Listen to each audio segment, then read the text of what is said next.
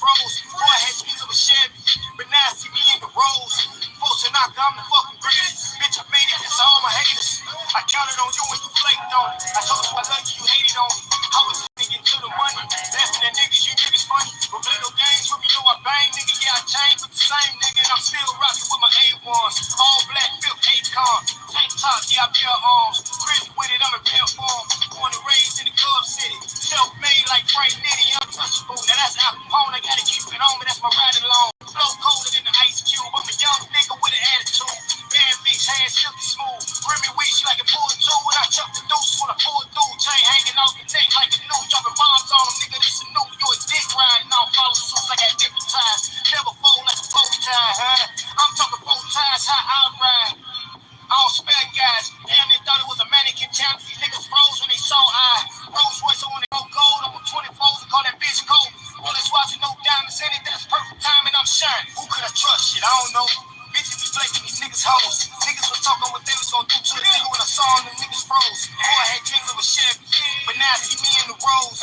Post knock, I'm the fucking greatest. Bitch, I made it, that's all my haters. Who could I trust? Shit, I don't know. Bitches be flaking these niggas hoes. Let's go. That's what they do. That's what they do. That's what they do.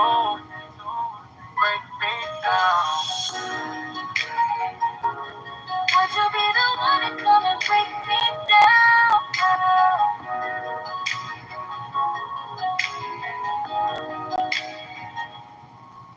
Alone. It's like nobody feels the way I feel.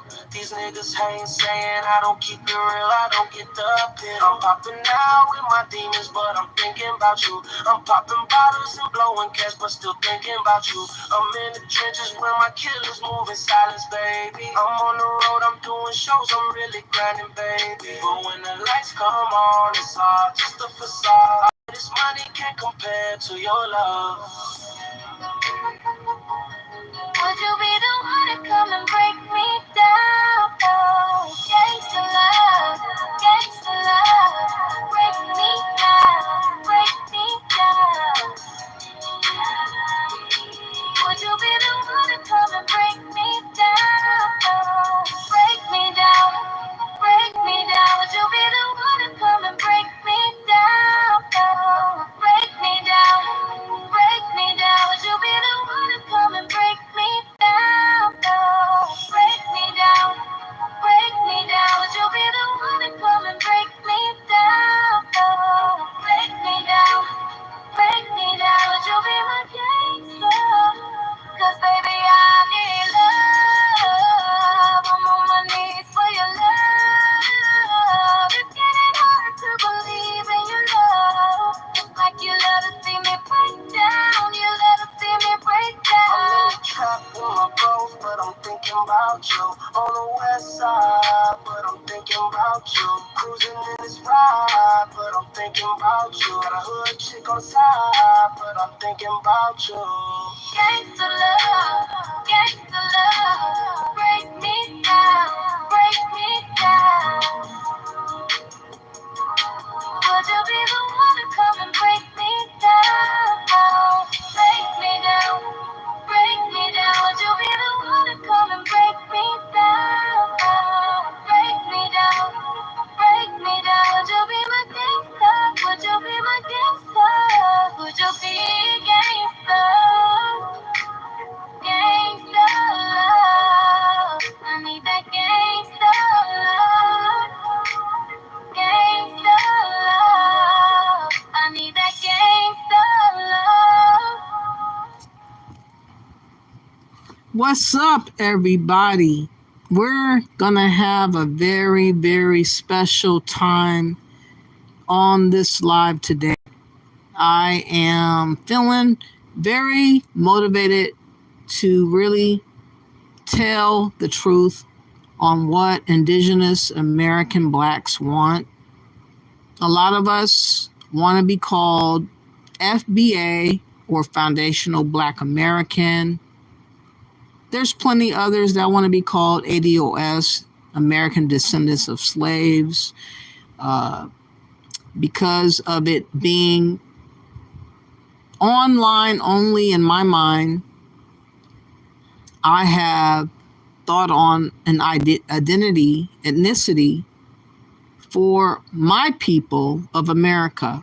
And when I refer to my people of America, I'm talking about people of America that have been here for generations with different name changes, different mixes of identity that makes us unique as Indigenous American Blacks, or FBA or ADOS, or some of them have ancestry to Indians, Black Indians, and other things that have happened in our past. One thing I will say, we're not immigrants. There are plenty others that have come after our sacrifice, after our warring with wars and civil rights and other things that have happened, constitutional amendments and other things that have happened, where it resulted in us having different names. We were called freedmen at one point. We were called, some ancestry were called mulatto. Some were called colored. Some were a part of an Indian tribe. Some did come from Africa. 8% though. We're a meshed group of people that are treated very unkind. A lot of us are treated like we are slaves for everybody else out there. There is a couple of movements going on social media. One in particular is the delineation movement. This delineation movement is about us claiming ethnicity, having an ethnic name that has never been chosen by us as a collective. The government has issued and imposed names onto us without our approval, acceptance, or anything. We are those people that are finally speaking out against what is going on against us. A lot of things are going on against us. So many different groups and agendas are treating us as a piñata. As a piñata, beating us, hitting us up against the head and everything. Not respecting us as a lineage, not respecting us as a people, not acknowledging us as an ethnicity, treating us as the garbage, or the, what should I say, the cesspool of black. A cesspool of black. We've been treated unkind by Democrats, by globalists, by Marxists, George Soros. All lives matter, Black Lives Matter, the LGBTQ and whatever letters that goes with that. Transgender agenda. All the agendas of this time has been acting like they were working with our plight. But instead, they were actually undermining our plight to advance their plight, using our civil rights, our Constitution, our everything relevant to our identity that is, again, bastardized. Bastardized is, what's the word I'm trying to say? It is made a bastard for anyone and everybody to assume the identity of African American, Black American, while keeping us as a collective in a stronghold, a chokehold, bogged down, kept, left without. While everybody jumped on our agenda, sprung board into their own agenda, and advanced their situation over ours. Democrats, socialists, Pan-Africanists, Africans, Caribbeans, immigrants, everybody has this motivation to keep us as is, sacrificial lambs for them while they advance over us. And I have a problem with that. I feel like I should have my own voice, like everybody else has a voice. Mexicans have a voice. LGBTQ has a voice. Immigrants, illegals have a voice. Everybody has a voice, but everybody assumes the Black American, known as, also I say, Indigenous American Black, or FBA or ADOS, Black Indian, to not have a voice anymore. They have decided to take over our voice and make their agenda ours against our will, though. That's my issue, and it's always been my issue since 2018, since I came to social media and I discovered all this talk about who are the Black Americans. Why are y'all not bowing down to Africa? Pan-Africanism is what we decided for you, even though you ain't accepted it, but we decided it for you, Black American, because you are essentially our slave. But guess what, y'all? We, as Black Americans, Indigenous American Blacks, have decided to not be nobody's fucking slave anymore. And I'm sorry for my language. I might be rough and raw, but it is time to speak the truth against all the things that are coming against me, and I ain't earned it. People are assuming my rights, my voice, my choice, my identity, my ethnicity to be about what they claim and say it is to be about without authorization of mine. Treating me as if I'm beholden to them, as if I'm a crash dummy slave to them. And we're not allowing that anymore. We're not going for it anymore. So what we're going to do in this live, we're going to talk about all the things that are befallen my ethnicity. And I'm asking President Donald J. Trump, I want him to get wind of this live. It's possible for him to get wind of this live. If others would, who are in the know of him, will submit it, I will tag him in this video as well. I want him to know, Republicans to know, Democrats to know, Pan-Africans to know, Black Americans to know, white Americans to know, Native Americans to know, all Americans that are legal to know, and illegals and all people involved to know that we as Black Americans, Indigenous American Blacks, FBA, ADOS, whatever you want to call us, we are trying to have our own say of our direction of conversation and confirmation of identity, that we feel we need to be able to choose for ourselves. There's a lot of agendas out there.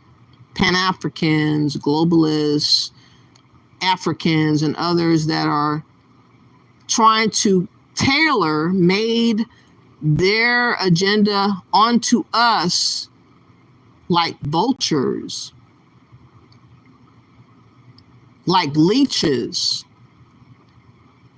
taken from us, claiming us and making it their own for their advancement and leaving us with absolutely nothing. I'm sick of that.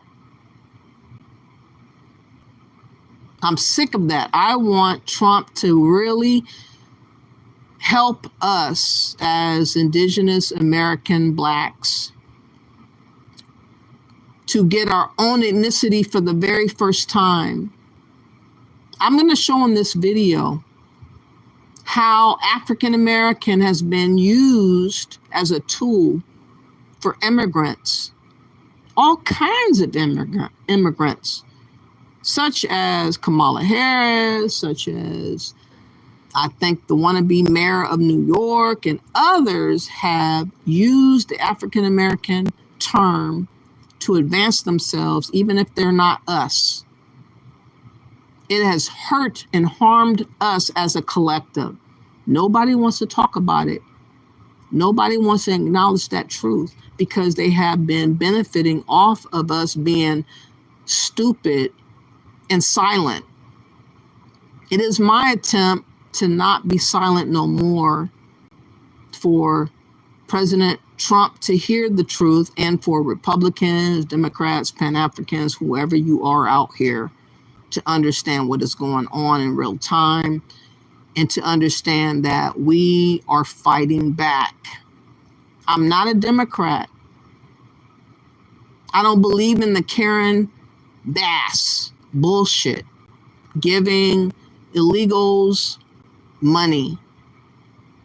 I don't believe in the Rainbow Coalition with Jesse Jackson and others that are Democrat shills, others that have agendas such as George Soros, open borders, and all these other things that these people who are supposed to represent us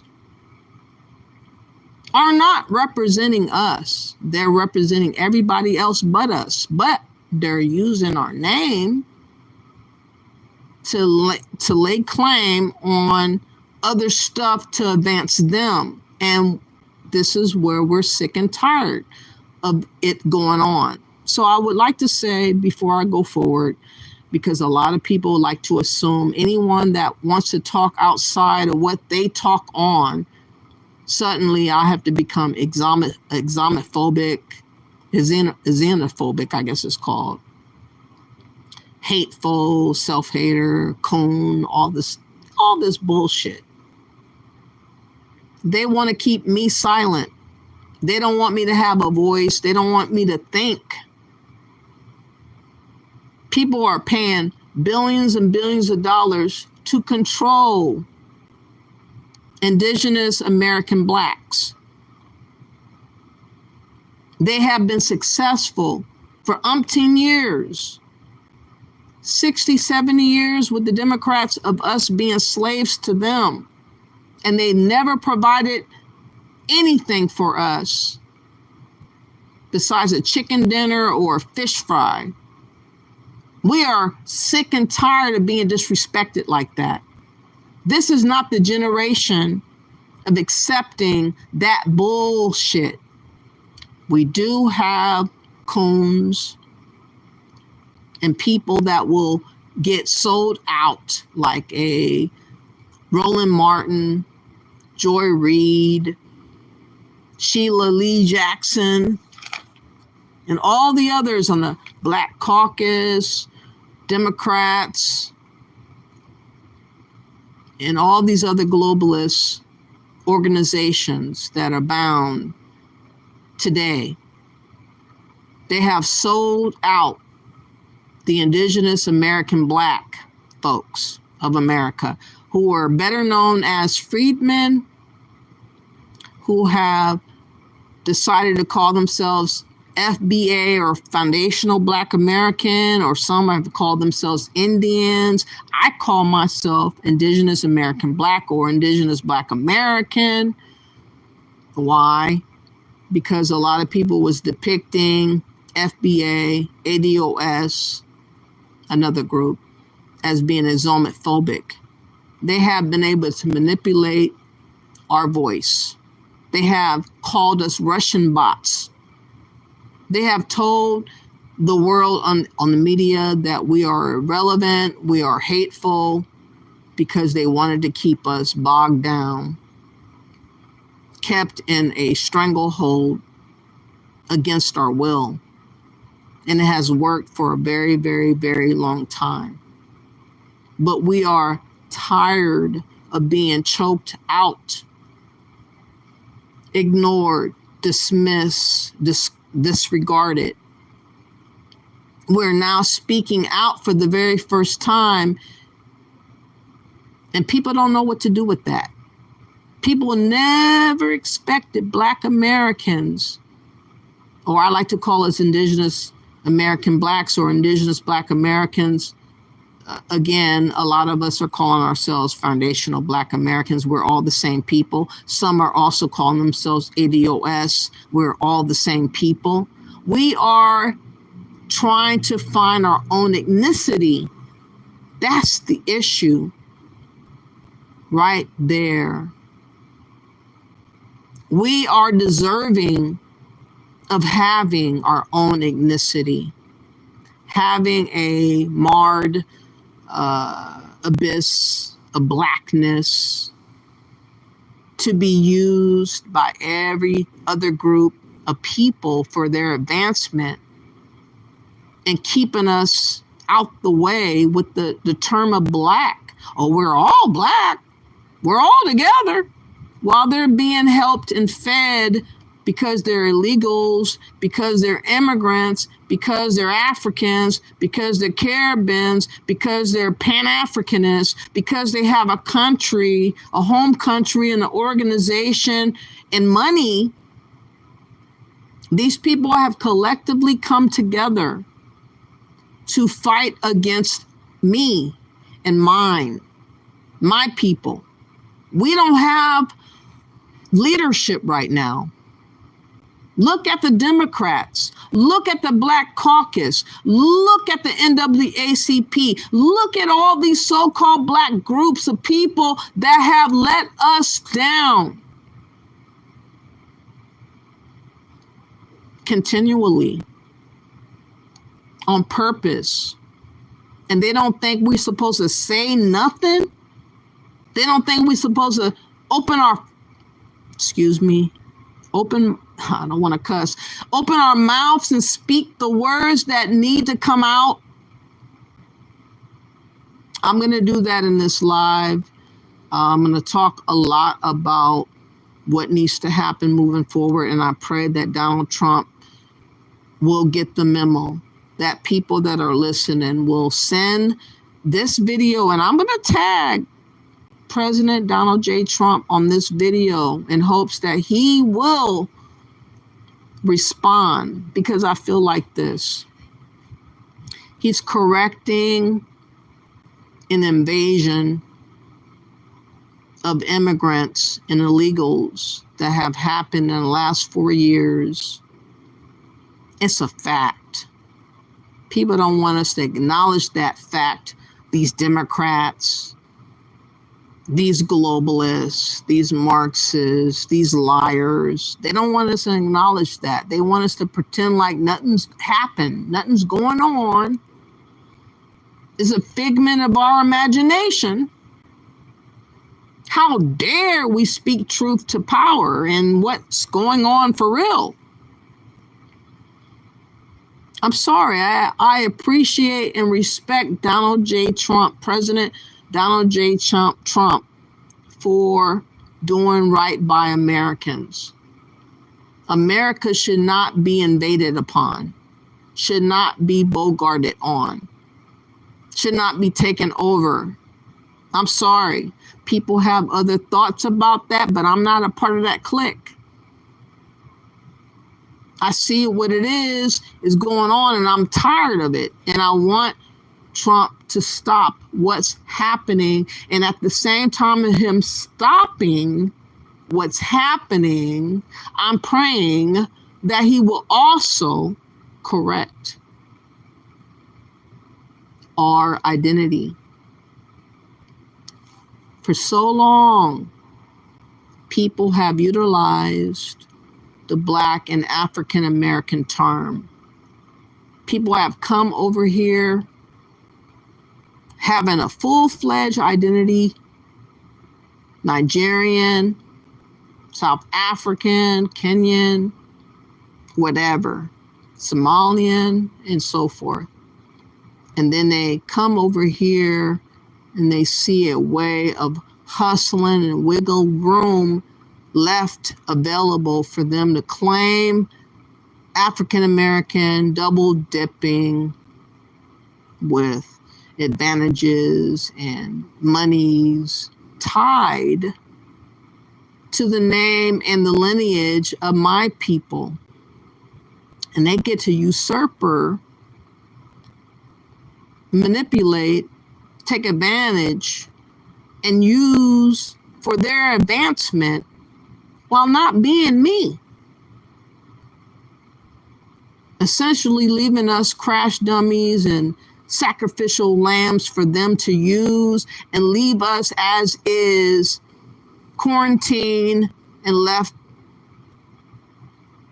effed off while they advance. That's what's been going on. That's what I don't like. I can't do that in their hometown, in their home country, in their continent, or whatever you want to call it. I can't go do what they want to do here in America. And if we say something, somehow, I hate myself. The fuck? I'm sorry. How am I becoming an enemy to advocate for myself and my survival? Somehow, though, me trying to survive, I am someone that is faulty for pointing out what's happening against me. And that's what the Democrats have done. That's what globalists have done. A lot of people have spent a lot of money to keep us slaved to their agenda and progress against our will. And I don't want that no more. And I'm sorry if I might be overbearingly speaking my truth, but it has to happen. I don't need somebody speaking for me. That's not me. Let me just explain. Back in 2021, I want to say, I wrote to Sheila Jackson Lee. Also, I wrote to Joyce Betty. I also wrote to David Joss, Attorney General in Columbus, Ohio, with my disgust and disdain for what has been going on against my people of America. Pan-Africans globally have gotten many, many, many groups of people with a lot of money to target my identity and somehow make my identity an issue if we're not Pan-African, if we're not worshiping Africans, if we're not worshiping and bowing down to Africa. I never signed up for that. I'm sorry. If I have an ancestor from there 400 or 500 years ago, I am my ancestor, but my ancestor is mine and not yours to claim. But somehow Pan-Africans are claiming our ancestors as their people, and they know what my people wanted, minus me, which is bogus. And this is why I knew back in 2018 that they were on some bullshit, because how can you know what's best for me and my people moving forward? You're not me.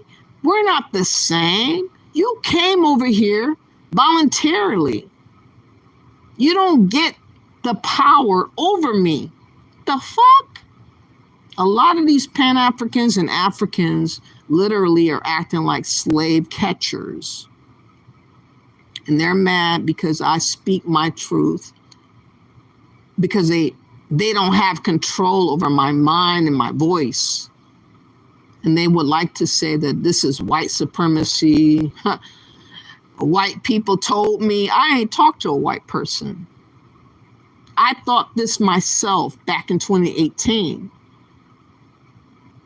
But because there are a globalist agenda, Marxist agenda, they would try to discredit me and tell y'all that I'm crazy for thinking for myself. That's the issue right there. So we're going to get through a lot of different conversations. It's going to be on the Essence Festival a little bit later. What I really want to do is showcase a lot of stuff that's going on that I think that President Trump wants to hear.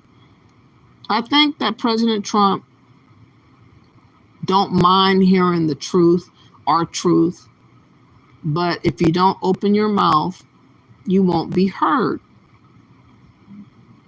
People expect us to just not be heard, but I'm going to make my voice heard.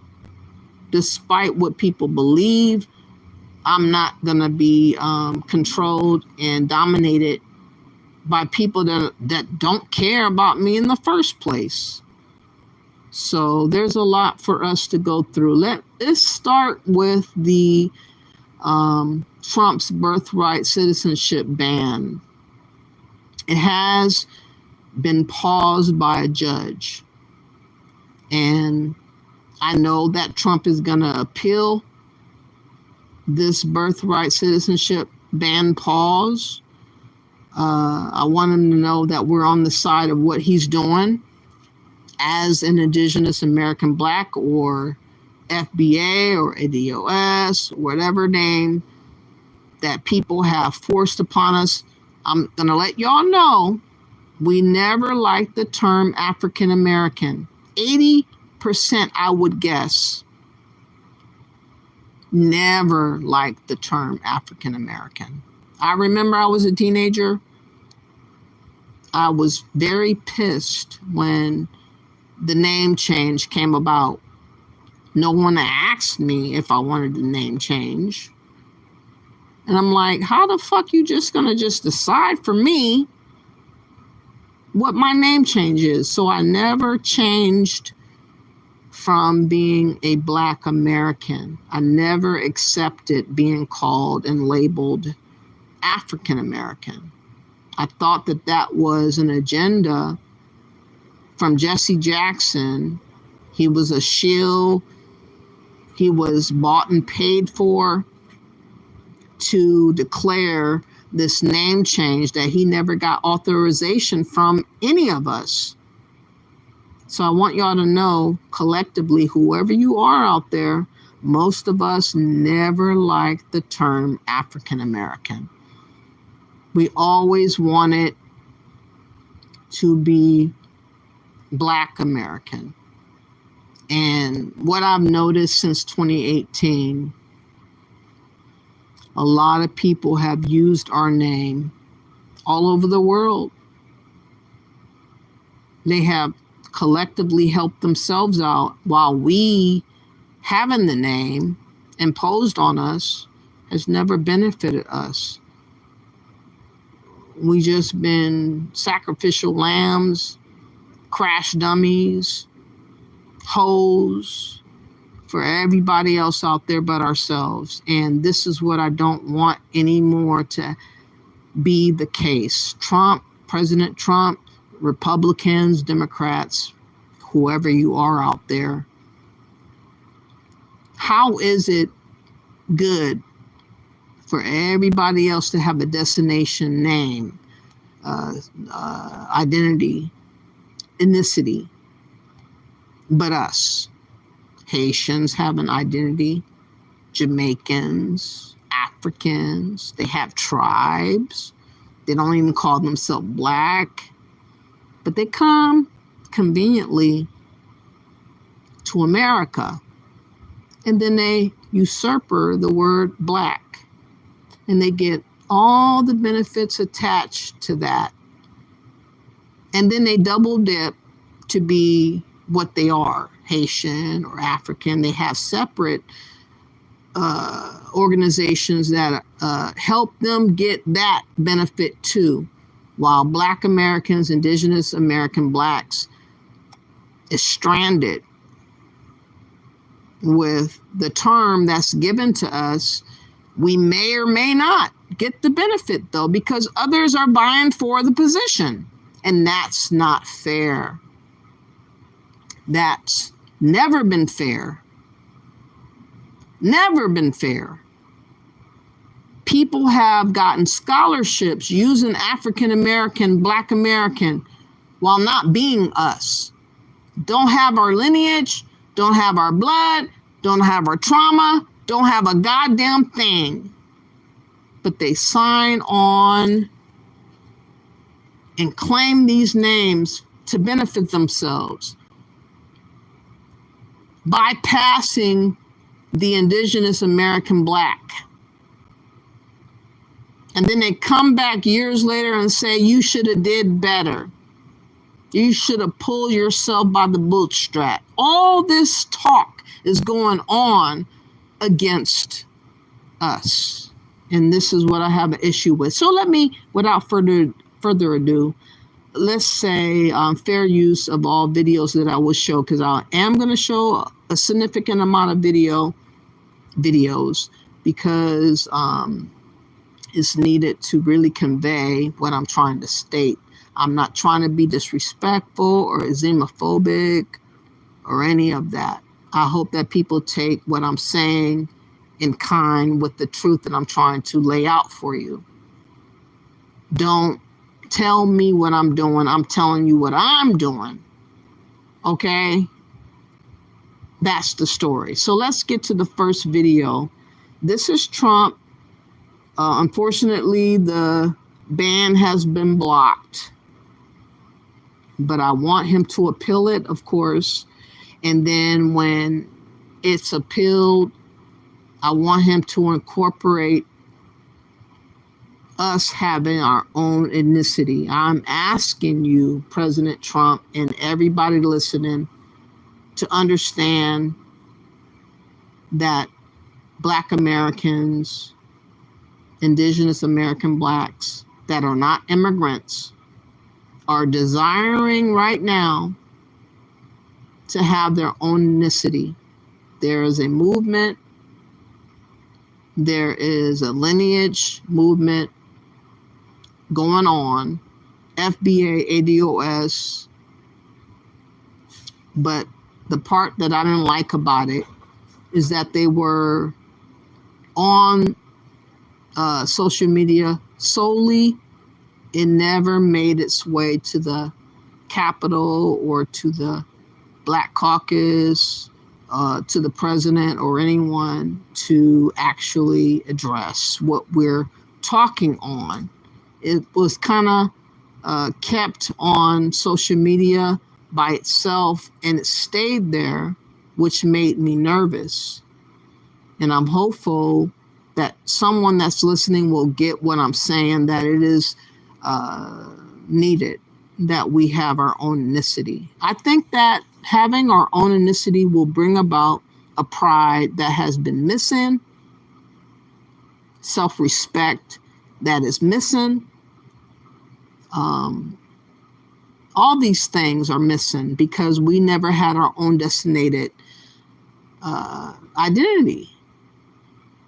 It was an open-ended identity given to us by the government that everybody has hustled and used, and you will see that in this video. And later we'll talk about the Essence Festival, which I feel the Essence Festival is desiring now, these Africans that have bought it are desiring to replace the significance of Black American heritage and cultural significance with music and whatnot. They want to use our money to bring about their own culture to the forefront here in America, and disregarding Black American or Indigenous American Blacks culture, disrespecting us and dismissing us at the same time. I don't like that. They didn't even acknowledge Frankie Beverly, who just recently passed, who was a staple of the Essence Festival. They did not acknowledge him, nothing. They don't respect our culture. A lot of these Africans, I'm not saying all, but a lot, feel like they should be the ones in the driver's seat, dictating and regulating and owning us and what we're about.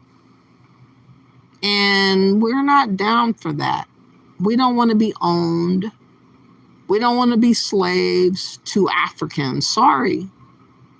We don't want to be. We want to have what we earned for generations. We have so much music and efforts to bring significance to America culture.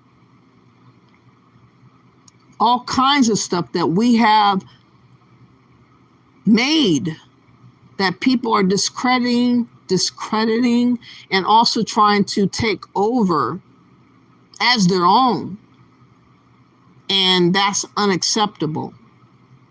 So we're going to go through all that. So let me get to the first video. I know I'm rambling a little bit. I'm on one right now. I must admit, this video is going to be the best video in a long time that I've done, because I am damn sure not leaving this live until everything that I'm thinking on is revealed in this live. So please hit the like, please share, subscribe, and understand, whoever you are, I don't have any animosity, anger, hatred to you, whoever you are, except if you are trying to colonize my people or colonize my culture or dismantle my voice and my advocacy as someone that is worthy to speak on my behalf.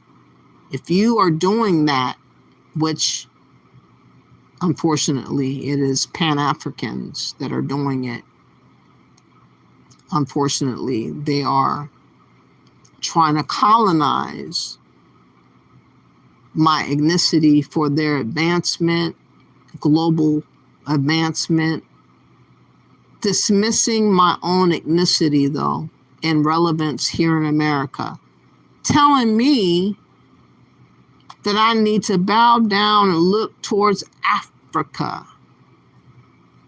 I don't mind those who have an obsession with believing that Africa needs to be worshipped. I don't mind it, so long as it's not imposed on my mindset and what I want, because that's not what I want. I'm not here to serve Africans.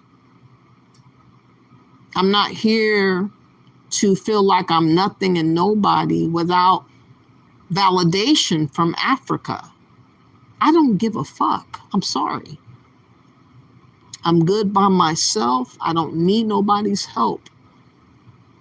But a lot of people are acting like it's set in stone that Indigenous American Blacks ought to revere Africa over everything going on in their life. And that's not what we're on. That doesn't make me a coon. That doesn't make me a traitor. That makes me somebody that's refusing to be colonized and taken advantage over, or a vulture coming to be a vulture against me. And I hope that Africans see that truth, the ones that are not gone. I understand that there are elitist Africans that are partaking or have partook in slave trade of old, and they have that bloodline. A lot of them feel superior to Black Americans specifically. They have told themselves that they dominated over Black Americans before and that they need to be over us now. And I'm against that thought process. Like Akon borrowed $5 or $6 billion from the Chinese to build a futuristic city in Senegal. Of course, he never came to that reality. He was lying out of his fucking mouth, trying to get Black Americans to commit to abandoning America and bowing down to Africa and becoming debt slaves to his project in the Akon city. And we denounced and rejected him. Praise God. Now he has been kicked out on his ear by the Senegalese government, shown to be the fraud that he is, but is just telling what has been going on with many of these Pan-Africans and Africans, speaking to us about what can we do for them. They want to take our money and leave us with nothing. They want us to be debt slaves to them. And that's not a very satisfactory thought process brought by them about thinking about Africa. That's not going to work. I'm telling y'all, it's not going to work. Y'all ain't in Africa sacrificing for the development of Africa. Many of y'all are everywhere else but Africa. Somehow, though, you think you can tell me and mine what we ought to do for you. And we're saying we don't want to do shit for you. We want to do for ourselves. And that's the issue in a nutshell. A lot of people figure we're only worth being enslaved for other people's advancement. They only think that we are good for nothing to be used and abused for their agenda. And I'm saying to anyone listening, Black Americans are not on that. We're really not on that. And that's why a lot of people are pissed with us right now. Because the Democrats have had us in a stronghold for a very long time. And this time, we finally seen the light. Not all of us, but enough of us to help President Trump become president and to help this understanding of what's going on to be understood. So let me now get to the video. I've been rambling. I'm sorry. It's the first time I really have been speaking because I don't want y'all to forget I am for my people, for the freedmen of America, for the colored people of America, all the different name changes that we have had. People like to say our civil rights are constitutional rights when they're talking about themselves, but they don't like to acknowledge us needing our own advancement and correctiveness moving forward. A lot of people just like to use us and abuse us. And can y'all hear me? Let me know, y'all.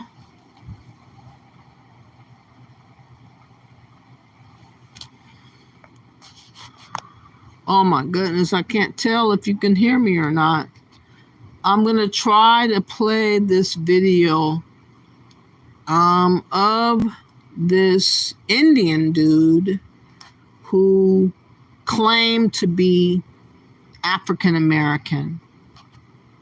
And this is why I am reaching out on YouTube in hopes to get the people to understand what is going on. This usurping of an identity that is not related to the lineage of my people should not be allowed. I don't know what happened, Easy X. It was weird. But let me play now while I'm here this situation with this Indian dude who was busted for claiming to be African American. And this is the issue that we're having. Kamala Harris claimed to be African American. Obama claimed to be African American. This Indian, what was his name? Zoran Mendes of the Columbia University also claimed to be African American. So we have a significant issue with random people from outside of America who comes into America and gets emboldened to just claim terms that are attached to my lineage, and they benefit off of it while keeping us from benefiting off of our name. That's an issue that I'm trying to point out. Let's go. And now we're going to head to the race for New York City mayor and a new controversy. Jennifer Bisram reports Zoran Mamdani's past is being questioned. This is politics. This is New York, so literally anything can happen. The latest polls show Queens Assemblyman Zoran Mamdani as the New York City mayoral frontrunner, beating former Governor Andrew Cuomo and Mayor Eric Adams. But the 33-year-old Democrat nominee, who identifies as a Muslim immigrant from South Asian descent, is coming under fire for a label he claimed as a high school senior applying for college. According to internal data from a hack of Columbia University, the New York Times obtained, Mamdani, who was born in Uganda, checked a box that he was Asian, but also checked the box for Black or African American on his Columbia University application during a time when elite colleges factored in race in the admissions process. The fact that these phrases, African American and Black, have been sort of merged, I think it makes it a more difficult charge to say that this is, this can't be defended. Mamdani says he did not consider himself either Black or African American, but rather an American who was born in Africa, adding it was an attempt to represent his complex background given the limited choices before him, not gain an upper hand in the admissions process. He was not accepted to Columbia and never attended the university. But Mayor Adams is calling it an insult to every student who got into college the right way, adding the African American identity is not a checkbox of convenience. For someone to exploit that for personal gain is deeply offensive. Mayor Adams. But it has been used for a tool by foreigners to come in from nowhere and usurp our identity that was issued to us by the government. And they were able to benefit off of using African American.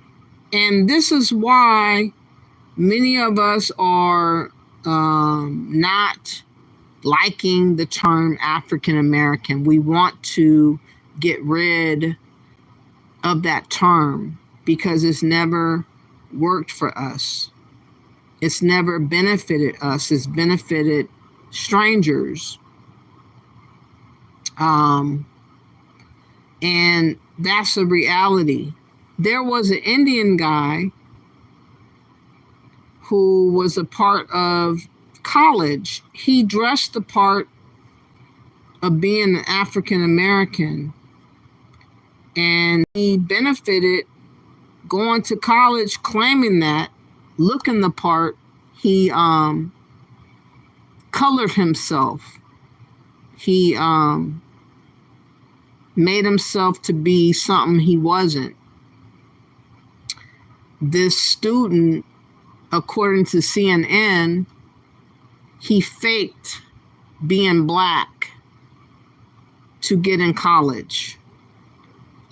This is what I'm talking about. It's not right that people can claim to be me and get a scholarship or grant or whatever and be blessed and advanced and elevated while not having any lineage to the struggle of the people that actually went through it. This is not good. Here is an Indian student who lied, claiming to be an African American. For all those that are listening, the ones that have decent ability of thinking, do not want to be called and labeled African American. We want to be labeled ethnicity separate from immigrants. We want to now be called something separate from immigrants. This is the movement that is going on social media. People like to call themselves FBA or Foundational Black American. Others like to call themselves ADOS, better known as American Descendants of Slaves. In any event, these groups that I'm speaking on has been going on since about 2019. The only issue that I have with them is that they have not officially made that the thing for us to be. They just been on social media squawking ADOS or FBA, not contacting Trump or any other group of power to assist us in our ethnicity being upgraded. It is my goal on this live that someone listening will submit my video to Trump that you know of him. I'm going to tag President Donald J. Trump on this video in hopes that he will see this video. We don't desire President Trump or anyone listening to share an identity with foreign people, to come in and usurp our identity for their advancement and leaving us in the dust. We don't desire that. Look at this story right here. This is a prime example of what I'm talking about. It was reported today that the Trump administration will be revoking Obama-era guidelines in which the federal government encourages college to use race as a factor in admissions as if they needed encouragement. If that's the case, it'll be a long-awaited blow in favor of equality and civil rights and standards in American life. In more and more parts of our life in this country, critical decisions are being made simply on people's appearance, on their race or gender, instead of on actual measures of achievement or merit, and that's terrifying. Obviously, one of the places where merit is most critical is in medicine. We trust physicians to make life or death decisions they do every day. Competence is critical there, obviously. But medical schools don't see it that way. When applying to medical school, two critical factors are an applicant's GPA and the score on the medical college admissions test, the MCAT. It goes without saying the prospective doctor ought to have excellent grades and a high MCAT score. You'd want that for your doctor. But the standards is not the same for everybody. It differs by appearance. For example, applicants with an MCAT of 27 to 29 and a GPA of 3.4 to 3.59, if you have those numbers and you're Asian, you have a 21% chance of getting into a medical school. If you're white, you have a 29% chance of getting in with those numbers. But if you're Hispanic, you have a 60% chance of getting in. African American applicants had an 81% acceptance rate with those numbers. In other words, with identical scores, an African American applicant was 4 times as likely to be admitted as an Asian purely because of appearance. Vijay Chokal-Ingam knows more than most people about the dark underbelly of medical school admissions. He is of Indian heritage, but he wanted to go to medical school. So he shaved his head and started going by his middle name, which is Jojo. He presented himself as African American. He says it made all the difference. This is the issue. He presented himself as an African American, y'all. An Indian dude. Kamala Harris pulled this card, trickery as well. She claimed to be African American. President Trump knew better, knew it was a scam, knew it was a hustle, knowing damn well she was Indian and Jamaican, but somehow that is included in my ethnicity as their reality, which is not true. This is why I went hard on this Kamala Harris, because she was using lies to become black and lied to be considered African American when she's not. And this guy right here did the same exact thing, lied on his ethnicity. I hope and pray that President Trump will fix our ethnicity as Indigenous American blacks, or Indigenous Black Americans, or you want to call us foundational Black American, whatever you want to call us, sir. We hope that you will call us and give us our official identity, separate from people that just randomly come into the country. They should not have access to use our identity. That should never be the reality of what they can do. But this is an example of what happened. And got him into medical school. He has written a book on this experience called Almost Black. We spoke to him recently. Here's part of the conversation.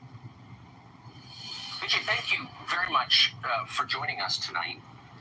So you are convinced, based on your experience, that your race, or what the medical school perceived your race to be, was critical in getting in? So, exactly like you mentioned, I reviewed the statistical data published by the American Association of Medical Colleges. I found that I was much more likely to get into admission as an African American as an Asian American, so I came up with that. So he's an Asian American pretending to be a so-called African American.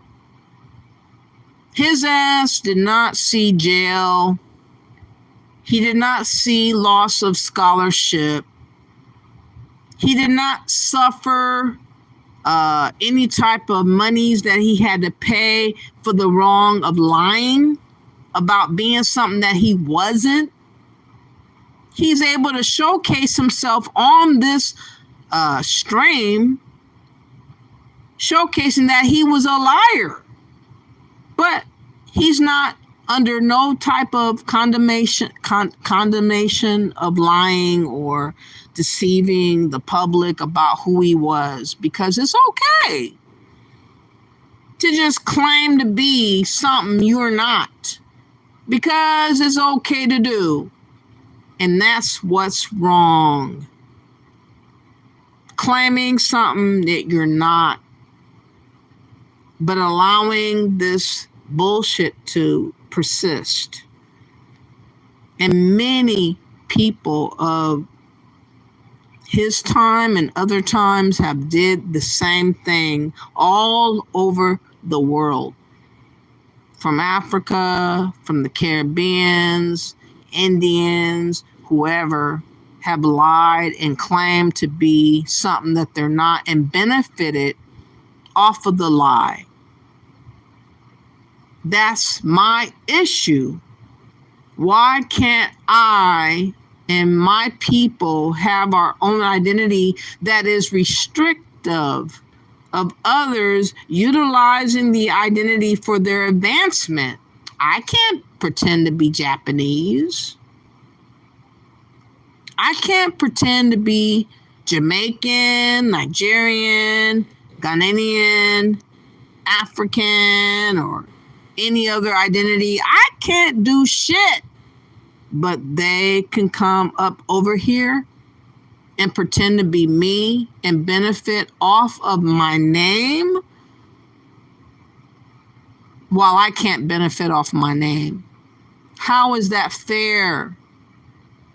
That needs to be corrected, President Trump.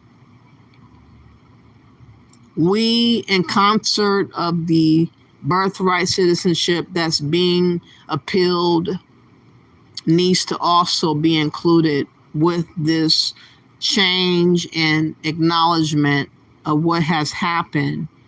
And ethnicity needs to be brought forth for us to get confirmed, approved, accepted, revealed as being our own specific identity, separate from immigrants and illegals that come up over here and lie. The ones that have lied, claiming to be so-called African American or Black American, you should be able to backtrack and make them be held accountable for lying. This has been going on for decades. A lot of scholarships and other things have been lost in translation, with others lying like him about who he was. Let's listen. Scam that you described earlier. I managed to get into Washington University, get waitlisted at Washington University and the University of Pennsylvania, which are the third and fourth best medical schools in the country at the time. And I managed to get into St. Louis University School of Medicine, despite the fact that my 3.1 GPA was dramatically lower than their average of 3.7. So my plan paid off much more than I expected. What does it say about the people who run medical schools that they'd be willing to lower standards for physicians, many of whom, wield scalpels for a living, cut people open, in the name of some abstract diversity goal? That seems reckless. So as a result of this system, they essentially allow students who are not as qualified as others to get in. Now, I don't want to talk about the end product, whether this results in physicians who are of lower quality, but I will say that it is a system of legalized racism. The universities are promoting, and medical schools are promoting, discrimination against Asian Americans on a massive scale. And it also promotes negative stereotypes about the competency and professionalism of African American physicians and healthcare professionals. It's important to realize that there was a University of Illinois Urbana-Champaign-Schutte, which showed that affirmative action actually promoted negative stereotypes about African Americans and Hispanic students. Is there some reason? Oh, of course it is. Is there some reason that we should care about what our doctors look like? Is appearance critical to practicing medicine? So, first of all, I never graduated medical school, so I can't say that is. But ultimately, we want to live in a society where you judge someone based on merit. Your race should not be relevant to your ability to practice medicine or anything effectively. That's not the type of society which we want to promote, necessarily. Yes, well, I'm sure you've taken criticism for this. I think you're a hero for doing it, and I would love to hear your critics explain exactly what you did wrong, because they can. Thank you for joining us tonight. I appreciate it.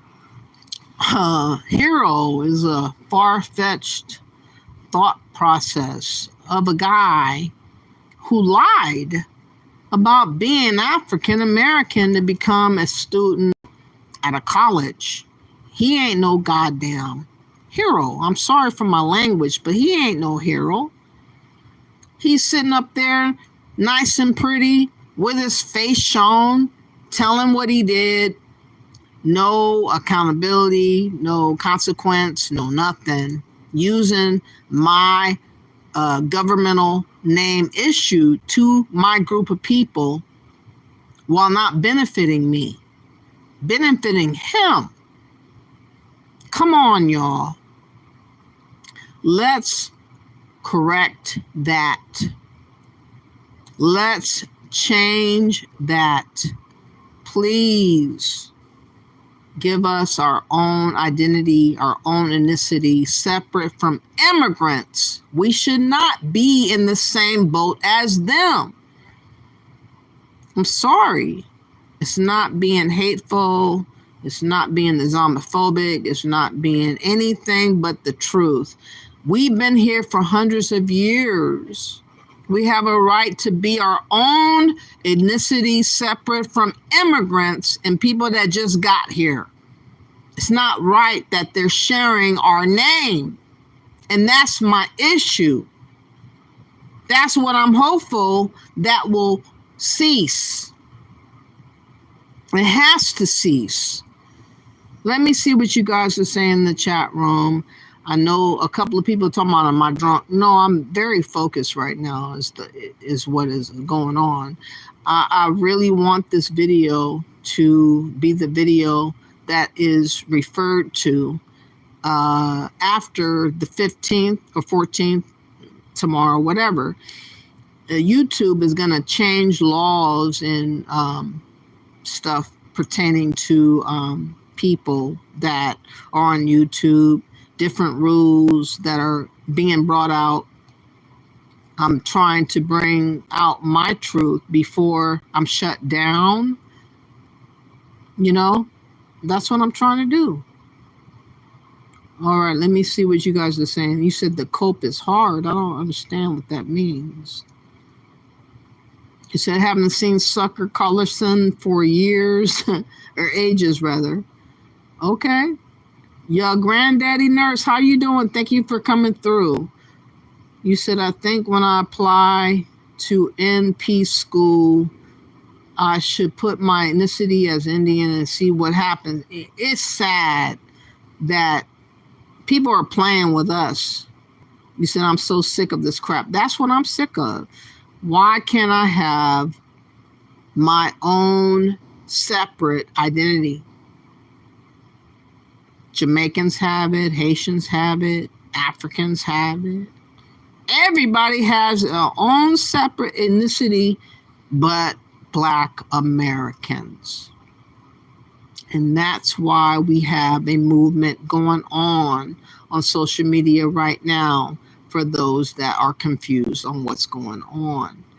We're not trying to do nothing extra, but give us our own separate ethnicity from the world. Stop letting them become vultures on our identity, utilizing our identity for their benefit and leaving us with absolutely nothing. We don't want to be treated like that. This is why I'm doing this live. I want my own ethnicity. I don't want anyone utilizing my identity but me. You said, what's his name? You talking about the guy that was on the, let me see. It just says Indian student. I'm sorry if I didn't catch his name, but he was an Indian student back in the day that utilized the African American term, never seen the light of day in jail or any other place, just benefited off of using our name. And that's what has been going on for a long time, and we're sick of it. I'm sick of it. Let me see, where else was I? Let me go back up. Easy X says he actually dropped out of medical school. Weak ass bitch liar. Okay. Easy X also says they dislike us but lie to be us. Exactly. Why don't we just call ourselves? Oh, wow. With the hard R, would they try and be us then? Probably because these people have no moral. Zero. Easy acts. It is not cool that we have been used as sacrificial lambs for everyone around the world against our will. I'm not trying to help a Somalian to come over here in America claiming to be African American and usurping my name to advance themselves over me. But that's what's been going on. And that needs to be nipped in the bud. That access to our governmental issued, imposed name onto us should never be allowed to be utilized by people that are not us. It's not fair, it's not right, but that's what's been going on, and that's what I'm trying to state the facts of what's happening. You said, so he beat the system and happens, he needs to go to jail as far as I'm concerned. Y'all granddaddy nurses, they do this all of the time. This is how they end up in our government, by cosplaying as us, and they're not us. That should be the last availability access that they have to use. It's sad, but they have been allowing this to be. The Democrats have allowed this to be. And the Republicans need to nip it in the bud. Coffin Mackin says he's knit the kind of Indian. I don't know. Ron 1 says, hey, dude, I remember you from Iraq. You were a Black Hawk pilot. That wasn't me. I don't know what you're talking about. Stephen Bill says that is completely untrue. What's untrue? They must have all qualifications. I'm telling you, Stephen Bills, that our democracy, our government, has allowed anyone to claim to be African American without our lineage, utilizing it to advance themselves over the Americans of America. That's what's been going on. Stephen Bill says they must have all qualifications. Bart says, good one, Ron. I don't know what Nesta is saying. African Goddess says, DJ Cole Engum is his name. Yeah, I couldn't remember his name. I don't know his name. Thank you for that, African Goddess. I really appreciate you. Y'all granddaddy nurse says, so he flunked out of med school after doing all that cosplaying. Shaking my head. We can't do that. We would be in federal prison. Damn shame. Exactly. We would be underneath the jail. Why is it an option for illegals and immigrants to use our name? I mean, I know that Trump knows better because he called out Kamala Harris. He was like, I don't reckon, how can you consider yourself African American with what you got going on? He did point out that she was not us. And I'm hopeful that he would recognize at one point or another that we now need to have our own ethnicity separate from others having access to our name to use it against us. He said, 2 girls, 1 cup is God's work. Okay. I didn't land on Plymouth Rock. Plymouth Rock landed on me. Okay. Trump Diddy. Oh, Lord. Your granddaddy nurse says, Father, Yah, are you a person of the cloth talking like that? Let me help you get up out of here. Okay. Dog, you raw. YouTube supports Israel. Mixed Beef says, hey, are you from Africa? No, I'm not. I am from America, born and raised. my whole lineage is from America. And people don't want to respect that because they want us to give homage and reverence to a people that have nothing to do with my survival. They want me to serve and worship people that have nothing to do with my survival. God had a lot to do with my survival, not Africans who partook in the slave trade. They were against my survival. They were making money off of kicking my ancestor of old on a cargo boat and left for dead. And then these same people who are claiming to be Pan-Africans that we're supposed to revere and worship and serve, the same people that disrespected our ancestor and left them with nothing at all but barely their life. It's really odd.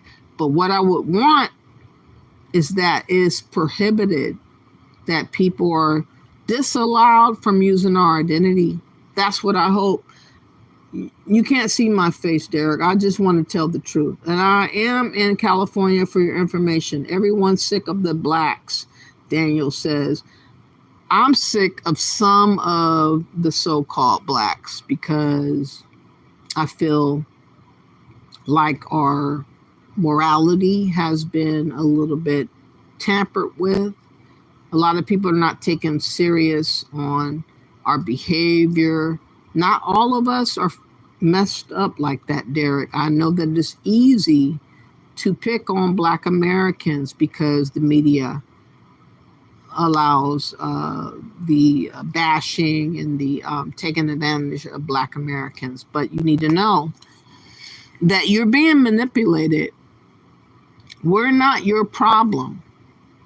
Some are a problem, but just like my people that have some problems, you have immigrants and illegals that are also adding to the issue of what's going on in America. And you can't blame everything on Black Americans. I'm sorry. You can't do that, Derek. Or Daniel, rather. Just Mike things, you are promoting segregation. I'm promoting self-love, just Mike things. Before I can receive and accept other people from all over the globe, I first have to receive and accept myself. I have to receive and accept my survival thoughts that I have about trying to live. I can't put other people over my survival. And people are thinking that our survival is not worthy, that we need to put sacrifice towards their agenda in Africa. And it's like, y'all never earned me sacrificing anything. I don't know you like that. I'm not doing that. Why can't you do your own sacrifice for reverence? You don't need me and mine. You don't need my people to put our neck on the line for you. You do it. The issue is Africans are not wanting to do the sacrifice for their own advancement. They want to use a sacrifice already used in Black Americans. And we're saying we're not your whole or sacrificial lamb. We did not sign up for that.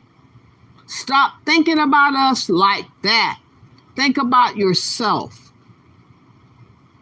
All right, the Korean black man, Sam Young G, said, Jamaicans go home. Who you is? I don't know what you mean by that. Trump, exactly. Just Mike Thing says you need to stop living in the past and move on. Everyone is equal. No, just Mike Things. Not everyone is equal. I can't go to Jamaica or Japan or Africa and get what's going on in those particular countries. I'm a guest. Why can't I look at people coming over here in America as the same as them over there in their country? You are exhibiting a globalist mindset, a Marxist mindset that I'm not going to co-sign for. Your granddaddy nurses, Joint Johnson, not at the moment, stay on topic. Jesus is King, IMOB, AI says. Let me see. Kevin says they took our Gerbest. Kind of feel he is on the list. Easy X says it's identity theft. That is a felony in most states.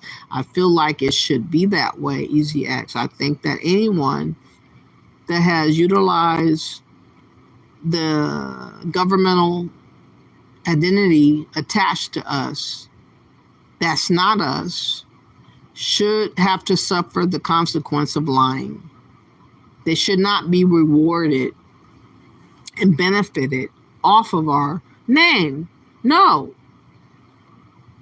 Someone asked if you are promoting segregation. No, I'm not promoting segregation. I'm promoting self-preservation. Jesus, we were better off then. Okay. Aunt Esther says, I agree. I heard that. Thank you for that. Just Mike Thing says, it's your ancestors suffering, not you. You are promoting black privilege and more segregation. No, I'm not promoting black privilege. I'm promoting what we earned. Just Mike Things. My ancestors actually died and struggled and suffered to have what they got. They did not get that for free. You are making something out of nothing that was not relevant to the reality of what happened. You need to go back and watch old videos of what happened after slavery so that you don't misrepresent what occurred, because it was not black privilege. It was what we earned with our struggle and with our death. That's what we got. People that just come up over here, they shouldn't be able to get a privilege. They should not earn what my ancestors died for. Okay? You said, it's your ancestors suffering? Oh, I read that. All right. Your granddaddy nurse says exactly just like the girl deleting her manager at McDonald's was from the African continent. Not everyone wants to link her with us. Oh, no. Yeah, the lady that killed the manager was an African. I'm not sure where she was from, but she was disgruntled about what the Black American manager sending her home early. She got triggered and she responded very fucked up with a knife. Your granddaddy nurse says the girl dancing on patient's head was not Black American neither. Easy X says 4Black is very cute, Daniel. If you ever saw her face, you would agree with me. All right, thank you for that. And Esther says you're not lying. Thank you for that. Your granddaddy nurse says just Mike Things. It hurts us today when our kids are being passed off scholarships for immigrants and DACA kids. I could care less about anyone complaining about them. Exactly. Your granddaddy nurse says just Mike Things. Everyone is not equal. Let's be honest here. And as for black privilege, that went to the illegals last administration, so stop. Exactly. Let me just show y'all. I'm glad you said that. We have Karen Bass, for instance. She's out here fending and fighting for illegals. She is known as a Black American. She was married to a Mexican, and she is siding with Mexicans over us.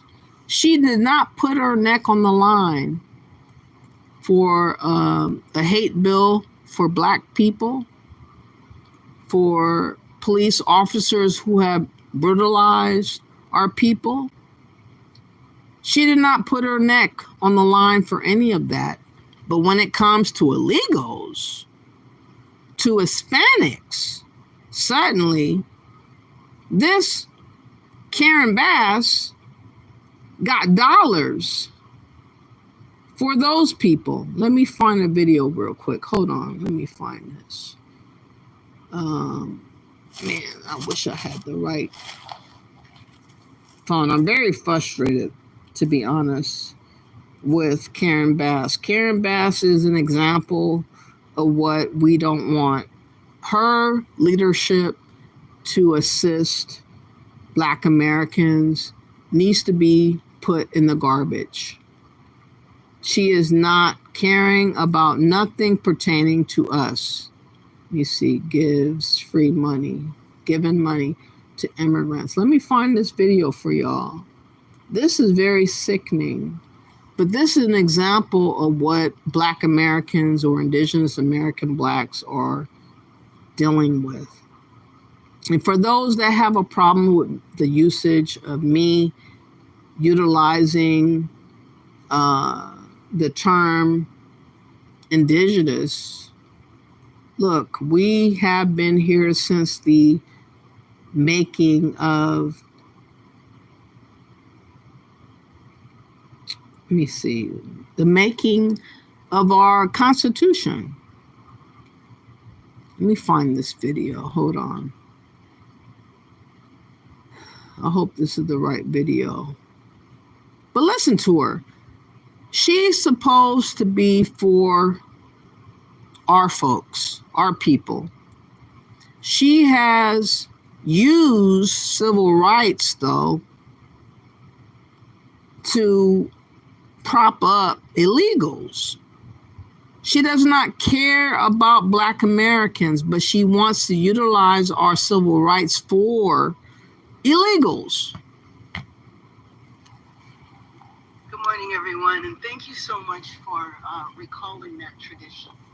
You were a young child, I wasn't, but I remember Father Olivares very well, and remember that movement, and that movement continues today, and is represented by the people who are standing here with me.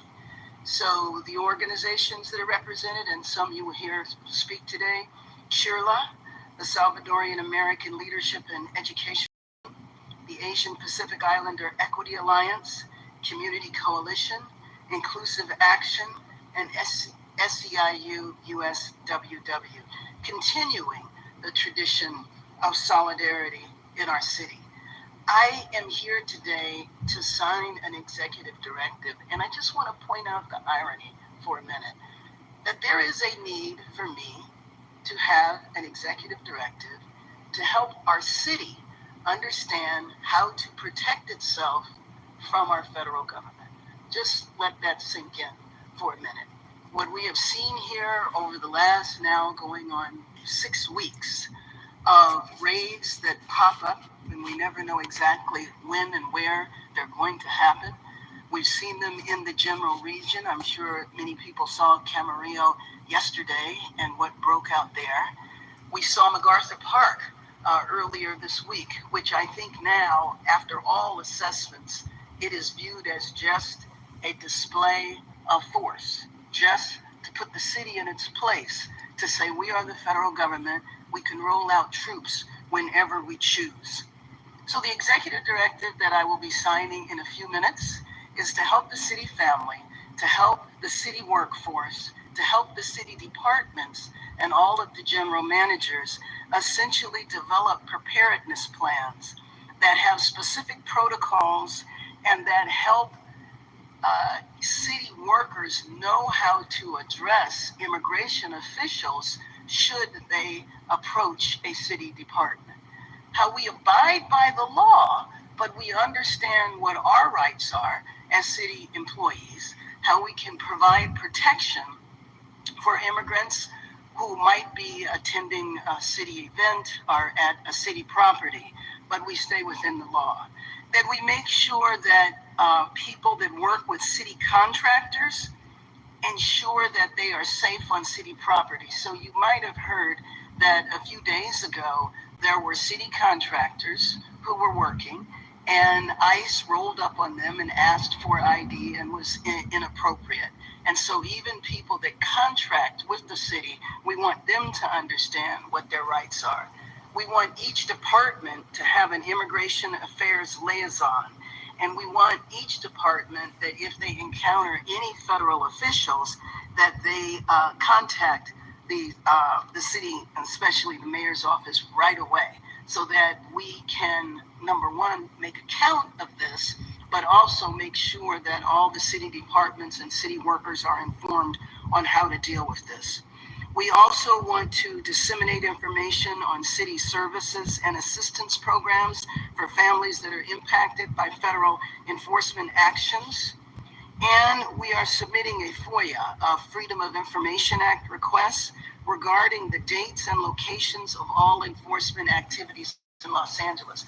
I think you heard me repeat every time I speak before you that when people are taken from our city, we do not necessarily know where they are going. They are not provided regular access to families or legal counsel. And that the family members... It really would have been nice of her to have the same emotion and temperament and energy for homeless Americans and vets that are struggling. We are under an epidemic with homelessness. I have met vets that are homeless, and she does not talk about our struggles. She's talking about illegals and immigrants, which does not support and assist us as a collective. She is so-called African American, but she has nothing to do with our issues to correct or address. And that's an issue. In my opinion, the likes of her, Sheila Jackson Lee, who has passed, other people of the Black Caucus, the NAACP, the Democrats, and others have been worthless, needing to be thrown in the garbage bin because they're of no use of the citizens of America. No use of Black Americans, no use of white Americans, no use of legal Americans, no use of nothing. She has been bought and sold, I believe, of George Soros to do what she's doing. And this has been the issue where they represent us, but they don't care about representing what we think on. But we're used, our name, our civil rights, our history, our efforts, our past struggles and sacrifices are divvied up for illegals and immigrants to advance off of our sacrifice and death for their advancement minus our advancement. This is why I need people to contact on my behalf my indigenous American Black or Black Americans we used to be known as. But since so many people have utilized our name as convoluted who is who, we need to change that. We need to get an ethnicity that they can't use. A Kamala Harris can't use. An Indian student can't use. An immigrant can't use. An illegal can't use. It's not fair for them to step stone over us, advance over us using our civil rights and struggles and deaths for their advancement, and we can't use it for our own. I'm saying, please, Donald J. Trump, President, please, as you are fixing the birthright citizenship, please give us our own ethnicity. What it will do, it will secure for you votes in the future. A lot of issues that we are having collectively with bad behavior or cultural degenerateness is because we don't have the self-respect and integrity that others are allowed to have. Think about the Hispanics and how they're running around. Oh, we're precious and pure. We work so hard. We came over here illegally, but everything else is better. Everything else is okay. And they get to have that advancement of thought off of our civil rights. And the likes of Karen Bass uses our rights and our civil rights for their advancement, and she forgets about us. She forgets about us. We're tired of being ignored. We're tired of being bypassed. We're tired of being used and abused. We want what should be given to us for us, minus all this other stuff that's clunked onto our identity. We don't want everybody and their mama to have access to our identity to use for their advancement anymore. We're asking that respect be applied to us and give us our ethnicity, and we will greatly appreciate that. If you go on social media, as I'm sure you know, a lot of people have been talking about FBA and ADOS and being this movement that's showcasing the fact that we're not illegals and we're not immigrants.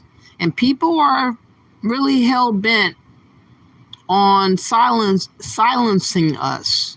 They don't want us speaking up to this truth. They want us to be slaves to their ideology and their lying about who we are. Democrats are claiming that we are illegals for their benefit, for illegals' benefit, and we never agreed to that. We're not illegals. We're not immigrants. We don't want to be treated as such.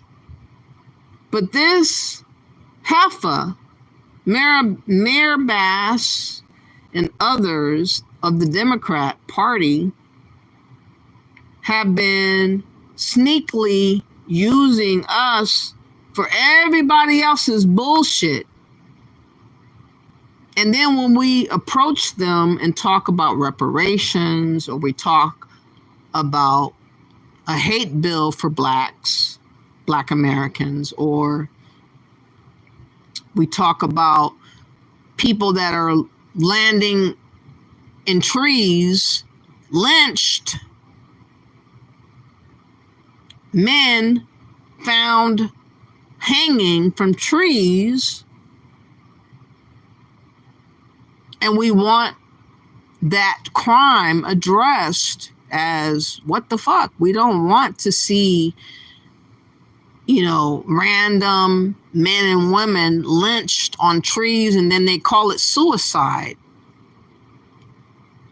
We want to be acknowledged for the crimes that have been committed against our group of people. We want them to be held accountable for those crimes.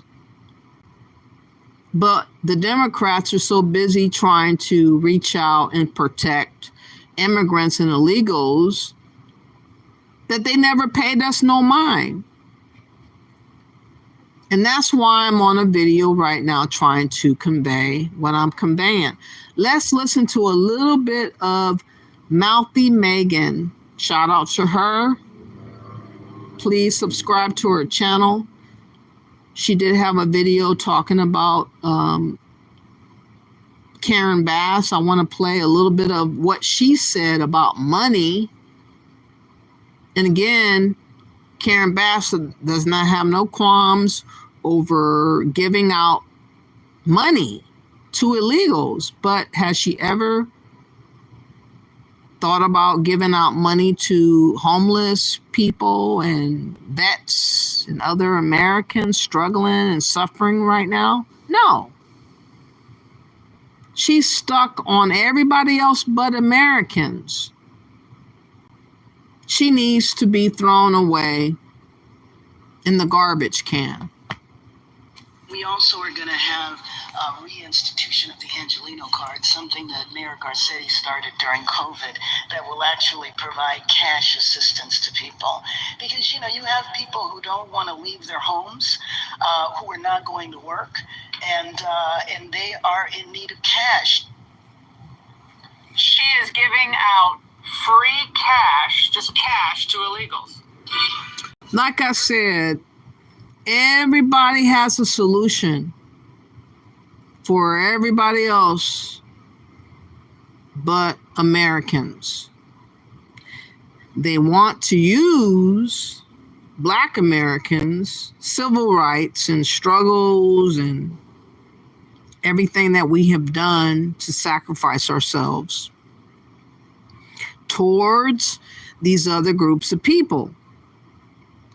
And we don't want that no more, y'all. We don't want that anymore. Let me see what you guys are saying in the chat. I'm about to get to the Essence Festival. I know you guys been waiting. I wanted to kind of make the case before I got to that.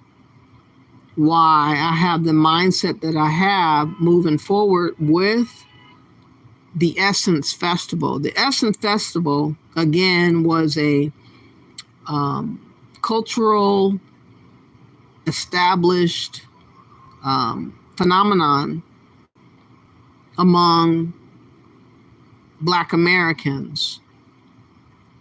We were groomed and brought up with the Essence Festival celebrating Black Americans.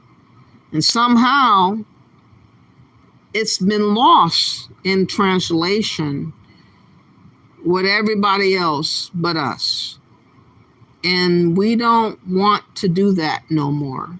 We are sick and tired of being bypassed and treated very foul by Democrats and everybody else that decide to disrespect us. We don't want to do that no more. Let me go back up. Let me see where I'm at. You said, I hope LA don't let this slide. It needs to be in the mayor's office. Free money for committing a crime makes no sense. Exactly. Your granddaddy nurse says, so she has nothing for the LA fire victims that lost their entire home. Exactly. That has been forgotten about conveniently. Easy X says, hey, Mama Karen, executive directive does not override an executive order, but yo ass gonna learn, mammy. Okay. Mo Lester says DEI deport every illegal. That's what I say. Or for the illegals, please self-deport. Stop making it harder on yourself than you need to. Why take a chance and a risk of going to these detention centers or whatever the hell, like the Alligator, Alcatraz, whatever it's called, all these different detention centers. You don't want to see yourself there. Bypass it and go home. Easy Access Karen Mammy Bass is a goddamn Penny. She definitely is. She made her way to Ghana. While that fire was going on in LA, she made her way to Ghana trying to celebrate the new administration president in Ghana, the guy by the name of Mahama. She was there for that. She forgot about the people of LA and got caught with her hand in a cookie jar. Your granddaddy nurse says, just Mike things, DEI, never applied to me anyway. Should never has for any Black Americans. Please read the DEI information, and we are 7 on the list right under the LGBTQ. So what again about DEI? Jeff says, is that a POSD hire? Come to think of the fact that the CEO of the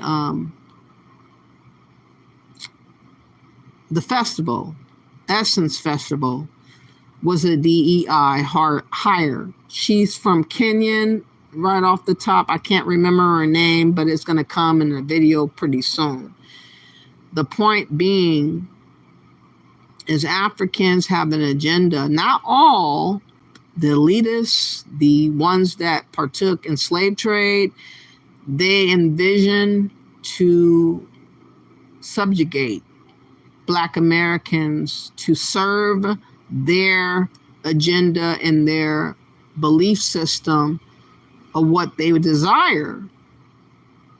I'm not on that Pan-African bullshit, y'all. Pan-Africanism is a form of manipulation or a tool that is being utilized and used against Black Americans to serve Africans. They never earned that. Therefore, I feel like they shouldn't get it. If they want a festival, an African festival, they should utilize their money towards getting that African festival. It should not be on the backs of Black Americans to get this arrangement of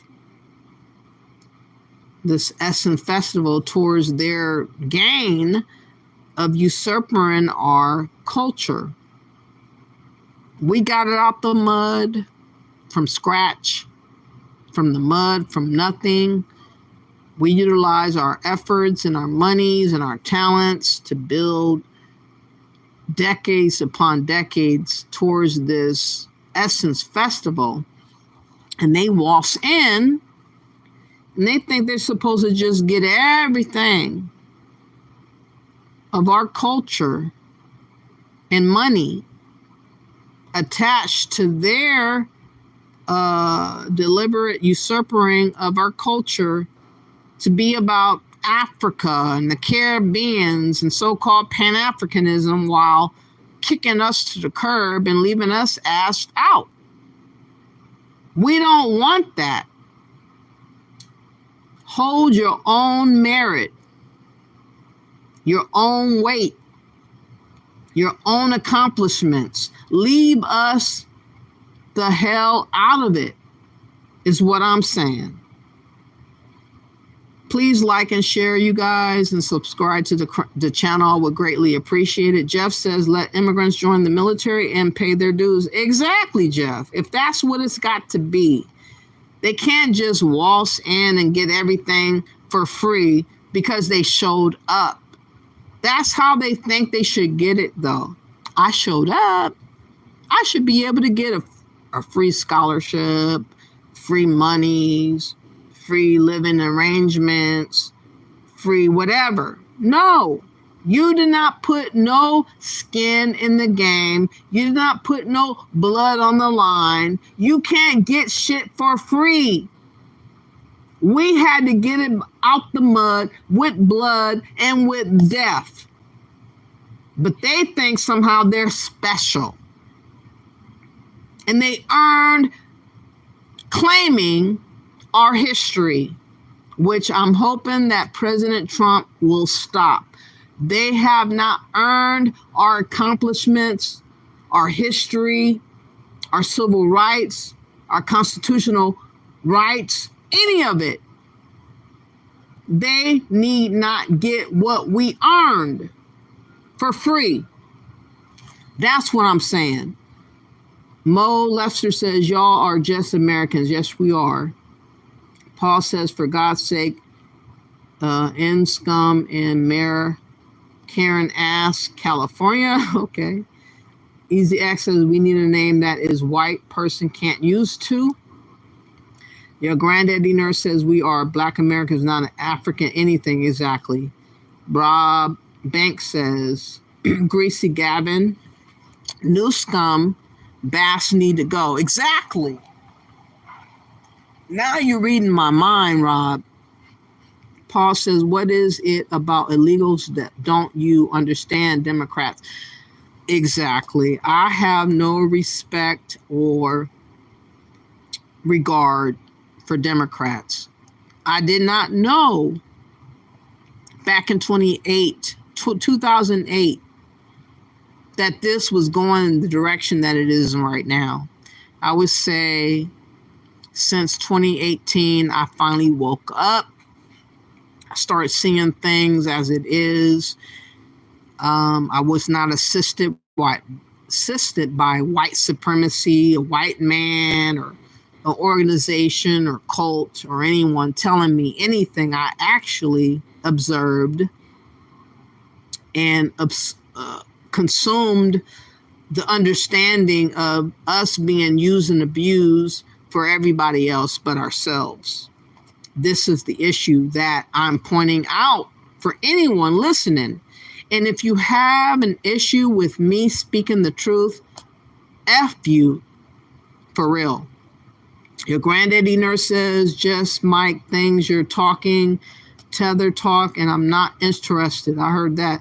Magpie, thank you for being here. You said Jeff have them to collect pedals, alien versus predator. Glad to see you. Haven't seen you in a while. Paul says, due to far left liberal Democrat tiers, sea levels have risen. Exactly. Thomas says, don't expect someone to give you something. Take measure to what you need. I feel, Thomas, that Africans should not be living off the vapors of what Black Americans have achieved. They came over here by choice. They need to earn their own merits and their own sacrifice to get whatever they get in America. And if they can't do that, stay your ass on the continent of Africa and sacrifice over there or change things over there to make things better. But what they've been getting away with doing is coming over here, using our civil rights, our constitutional amendments, and everything attached to us, using it as their history, their identity, and advancing themselves over us. And people expected us not to acknowledge and point out what's been going on. And since we have, people are saying that we're Islamophobic and we're hateful and we're self-haters and all this type of bullshit that's not real. We're just saying we earned what we got. What about you? What about you? Paul says, no more free EBT, get your ass a job. Okay, big, beautiful win. God always wins, Paul says. Your granddaddy says, Paul, solid sick of welfare for illegal immigrants and anchor babies. Yeah, Paul, how do you feel about illegals and immigrants taking on welfare? Do you have the same emotion as that? Paul says, much love, mega patriots. Greg says, I just robbed a bank, but I don't consent to being called a thief. Okay. Paul says, I like my borders with extra ice. Paul says, identify as non-binary. Okay. And Thomas says, Greg, You are not a thief, you are a robber. Your granddaddy says, Paul Silas, that's cute. Greg says, I don't agree with that either. Paul says, let's make Kamala. Thomas says, don't think you would. Barbara says, I agree with everything you are saying. Paul says, sober again. Barbara says, what about us? Kendon says, look up connection to Cuba communists. Easy X says, Karen Mammy Bass campaigned on solving the homeless situation in Los Angeles. She ain't done a damn thing at this point. She is a mammy-panty liar, definitely. Magpie says they crying about the conditions of Alligator Alcazaz, but conditions there are 10,000 better than our prisons for our citizens. Where's the tears for prisoners? Exactly. So many of our people have been taken down by lies of rape, murder, whatever. And years later, they find out that the people they have in jail and in prison is not the truth. But these illegals come over here and think that they should be treated better than us. And for the most part, they have been. And I don't have nothing to give them about wanting that to continue. Go home. Do that shit in your homeland. Earn that shit in your homeland. Your granddaddy says, welcome everybody joining the live. Please like, share, and subscribe. Paul says, Democrats. I heard that. Paul says, I'm not going to spend my life being a color. I'm American. Yes, Paul, we are definitely American. My agenda is try to get President Trump to give us our ethnicity that the government has never given us. And I think that a lot of issues that we're having is behind not having our own ethnicity. Everybody else has a flag. They claim to have pride for their home country. The only people that has been left in limbo are Black Americans or Indigenous American Blacks. We have not been given our separate identity, separate from everybody, to have our own pride and integrity about our own identity. It's been disallowed on purpose. And we are seeing how that affects us as a collective. And that's why I'm bringing it out. Your granddaddy says, I remember Crypt Keeper Maxine Waters laughing at the homeless people, but she is co-signing this money for them in her district too. Exactly. Maxine Waters is garbage. Karen Bass is garbage. The WACP is garbage. The Black Caucus is garbage. Everybody in the Democratic Party is garbage. Fallacy Finder says, one day you guys will realize that corporations call the shots. Red versus blue is a facade. Kendon says the olive branch is offered. Take the deal to self-deportation. Exactly. Barbara says we are forced here against our will. And we're trying to make it work for us. But unfortunately, Barbara, everything that we do has been working for everybody else but us. And that's what I have an issue with. Your granddaddy's nurse says, I still think those fires were deliberately set. Those houses look weird. Exactly. Bruce says, people who are hired for a quote never excel and can accept rightful criticism. Easy X says, watch the latest Flower Tower video about Essence Fest. She goes hard against foreign blacks. I heard that. And I guess that's, I am a white boy from Russia. Please give me in the great country under God. Okay, under God. I'm glad that you're here. Thank you for appearing. Your granddaddy says, Bruce Taylor, I agree. I've trained some, and it's horrible, the tribal energy that pushed on us. I am ready, sir, for your beautiful legs. Oh, wow, don't go there. Your granddaddy nurse says no free grants to open hair and nail shops, no taxes for pay for 17 years on their businesses. It's past time for the handouts to be over. Exactly. How you doing, Texas Pete? Magpie says, somebody please.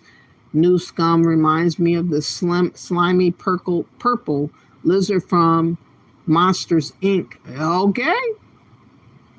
Pat says God made all men equal in his image. And Diddy is not innocent. No, he's not. Pat says, you're a fool of BS. I don't know what you're talking about. Texas says, if you got brought to the U.S. in a slave ship, does it make you legal or illegal? We are definitely not illegal. We weren't, we were forced here. And we went through a lot of stuff, Texas Pete, to make right what they did wrong through blood, sweat, and tears. Unlike the immigrants and the illegals that came over here, they just bogarted. They just showed up. And they were just handed out benefits and advancements over the American people. That ain't right, Texas Pete. Easy access for Black. Unfortunately, what we need as Black Americans will have to be taken by force. I'm not talking about violence. How bad do we want to fight for our identity and culture? We will find out soon. I don't think it has to be a fight, Easy X. This live can be received by President Trump. Someone could make an email and tag this video, and I'm going to tag him for him to understand that Black Americans don't want to be treated like an illegal and an immigrant, because we're not. The issue is the Democrats are blocking our voice. They are pretending when we do say something that we are Russian bots. They have said ADOS and FBA were Russian bots. They have said that those groups are Islamophobic. And all we're doing is pointing out the obvious, that we are being ignored and we don't want to be ignored. And we want to have our own ethnicity separate from people that showed up on this soil. They have nothing to do with our lineage. They have nothing to do with our history. They have nothing to do with our sacrifice.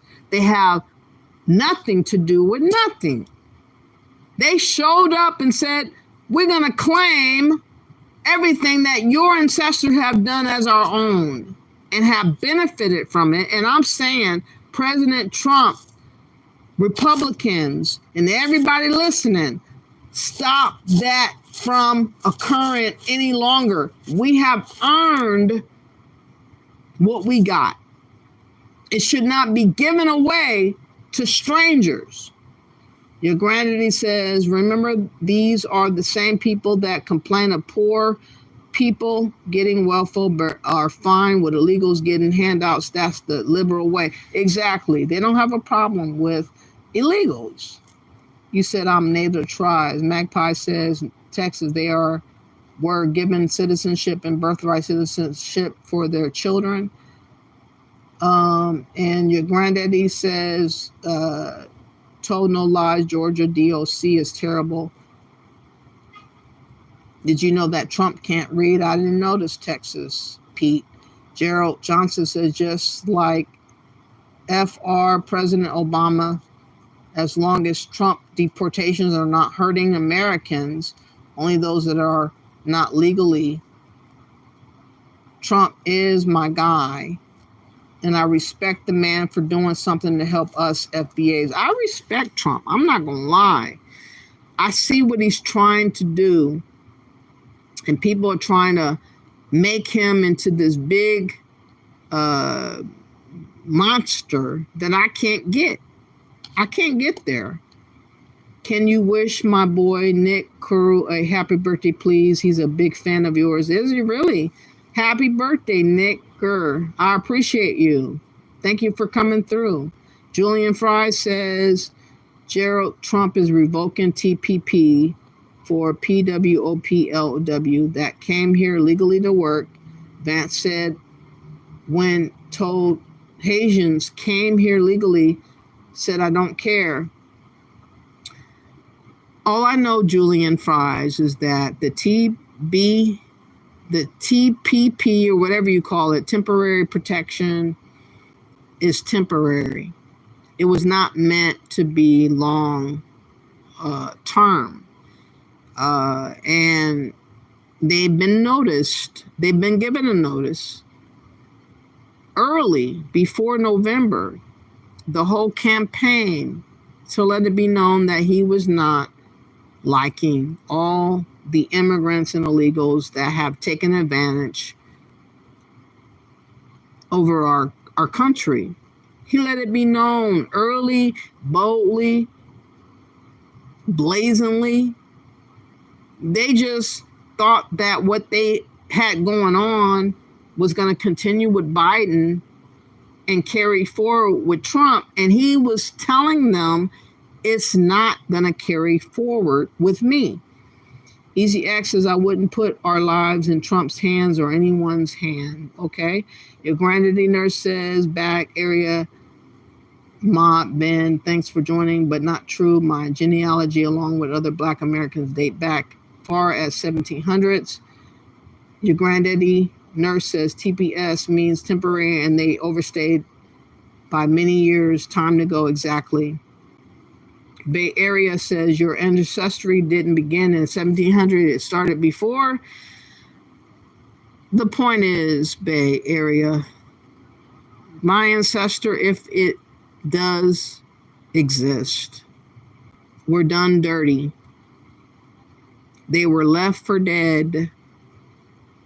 They weren't taken care of and loved, protected, sheltered. They were left without nothing.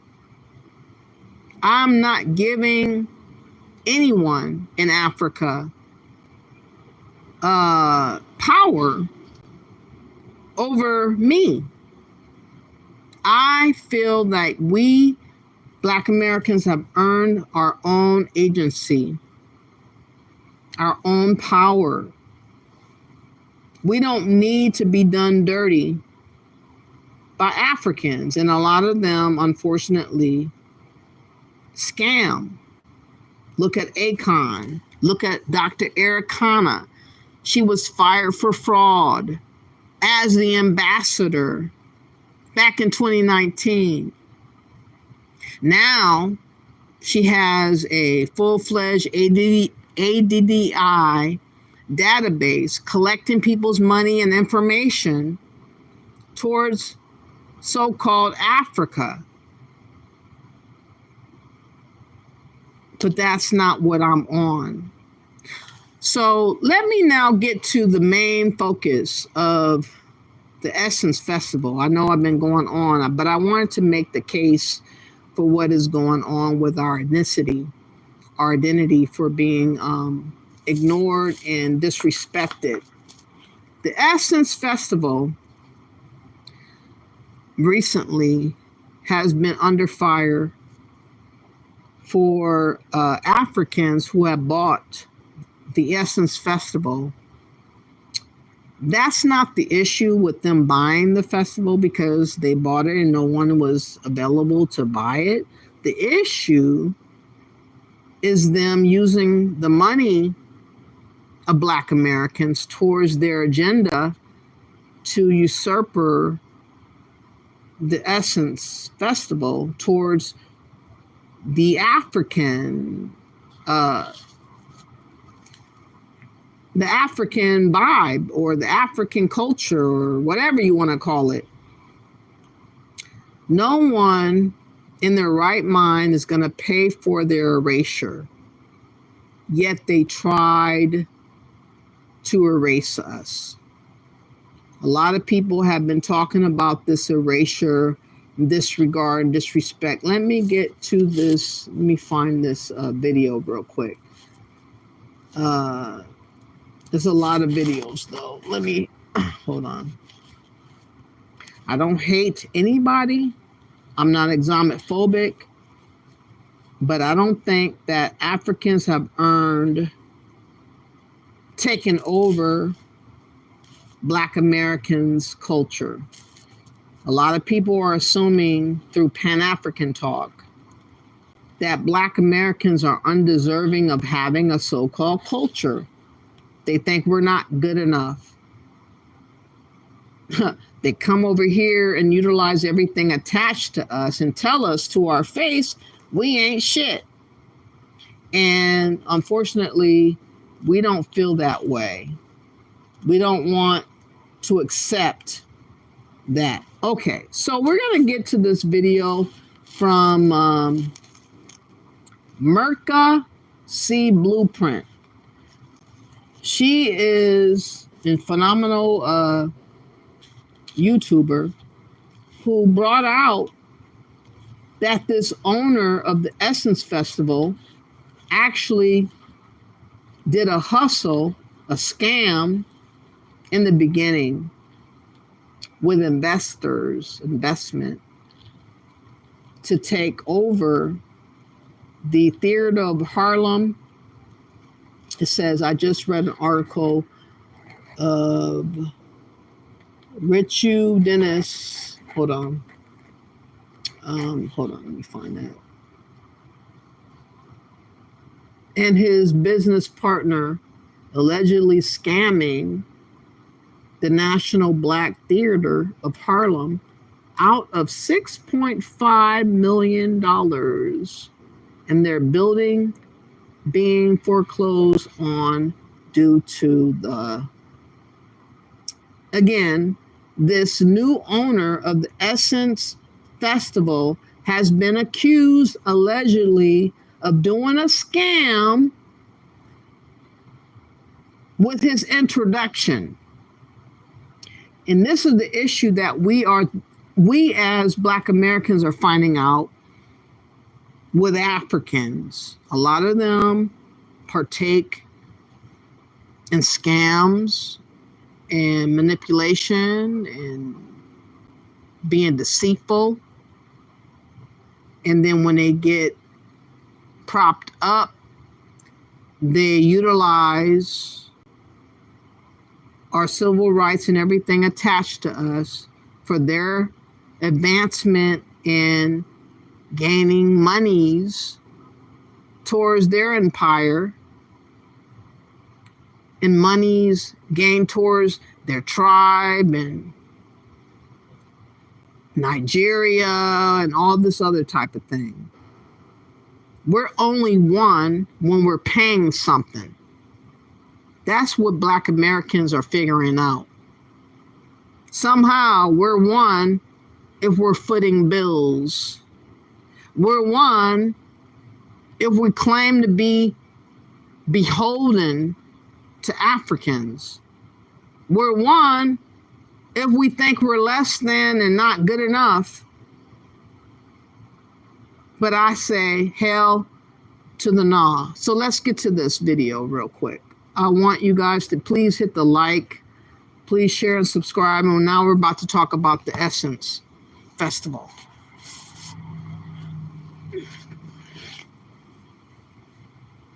Sniff a scam artist out, huh? Thank you for this heads up. Let me go to the story so I can read it for all of us, okay? This is the same man who's the owner of this new Essence, okay? So let me read the story out of the New York Post for everybody who does not know about this particular story. Way in 2011, the very same person who owns the new Essence, okay, was caught up in some con game way back. Let me read it to you. It's in New York Post.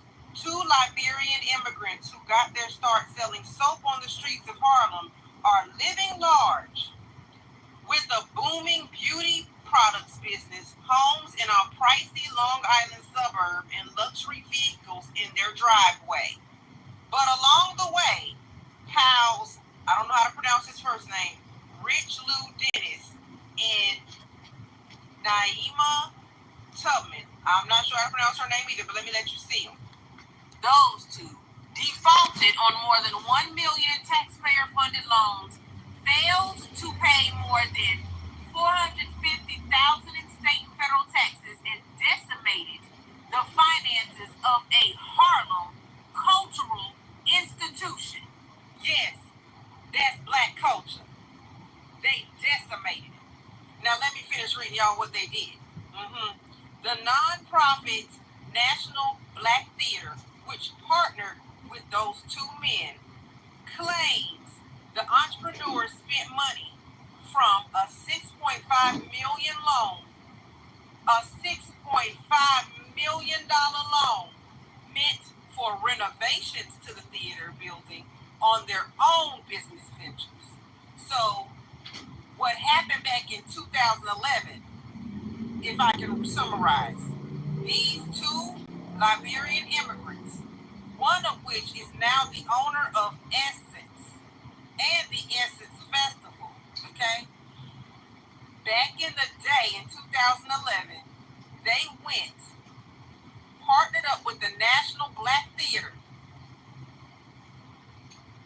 and the National Black Theater claims these two entrepreneurs spent money from the $6.5 million loan that was meant to renovate their theater, and they took that money and used it on their own businesses. Property taxes on the 64,000 square foot building on Fifth Avenue in Harlem went unpaid, and the bank that loaned the money started to foreclose on the property. Here's a quote. They lied to us and said they were in good standing when they took out the loan. They defrauded us by doing this. Okay? Said the son of the founder of the National Black Theater. Barbara Ann Tier is the founder. Meanwhile, the new owner, okay, of Essence, of this new Essence, Dennis and Tubman, have expanded their own businesses, including their Nubian heritage soaps and lotions, which did a reported $10 million in sales. So basically, what I'm reading is, and hold up, the parent company, Sundial Creations, has a 50,000 square foot Long Island manufacturing plant and sells its products in Target, Whole Foods, and Macy's. Now, the National Black Theater that said that they defrauded them of the money, that theater was started in 1968, the same time our beloved Essence was started, okay, during the Civil Rights Movement. It was started in 1968 to promote black artists and culture, but they ended up in jeopardy of losing the building. So that's when Dennis and them swooped in. Dennis and Tubman roomed together in college and started peddling incense and shea butter moisturizer on 125th Street in the early 90s. They made a reported $100,000 their first year in sidewalk sales.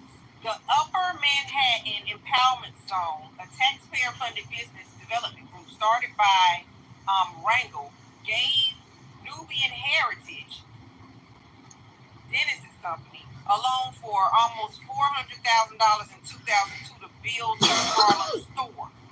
Then UMEZ loaned the partners under another $1 million in 2005 to expand their internet business. Nubian Realty in 2006 took out a $6.5 million loan using the building as collateral. So they used the Black American 1968 founded National Black Theater as collateral for their business. So according to this article, they used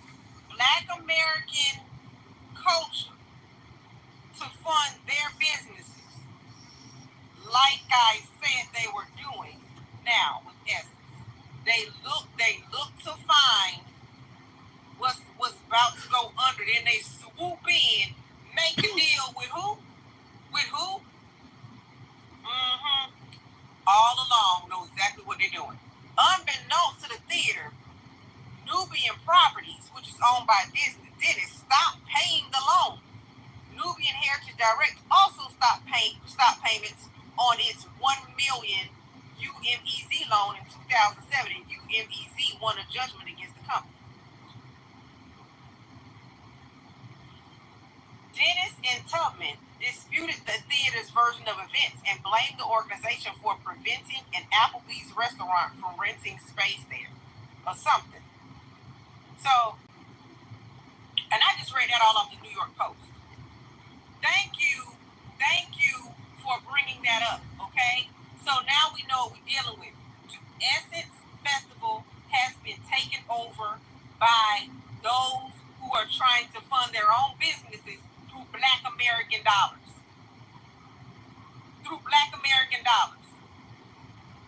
They're trying to fund their own, I don't know what's going on, what they're trying to fund this time, but it looks like they're in it just for our dollars. Let it shut down. It's coming in the doorway. And that's an issue, y'all.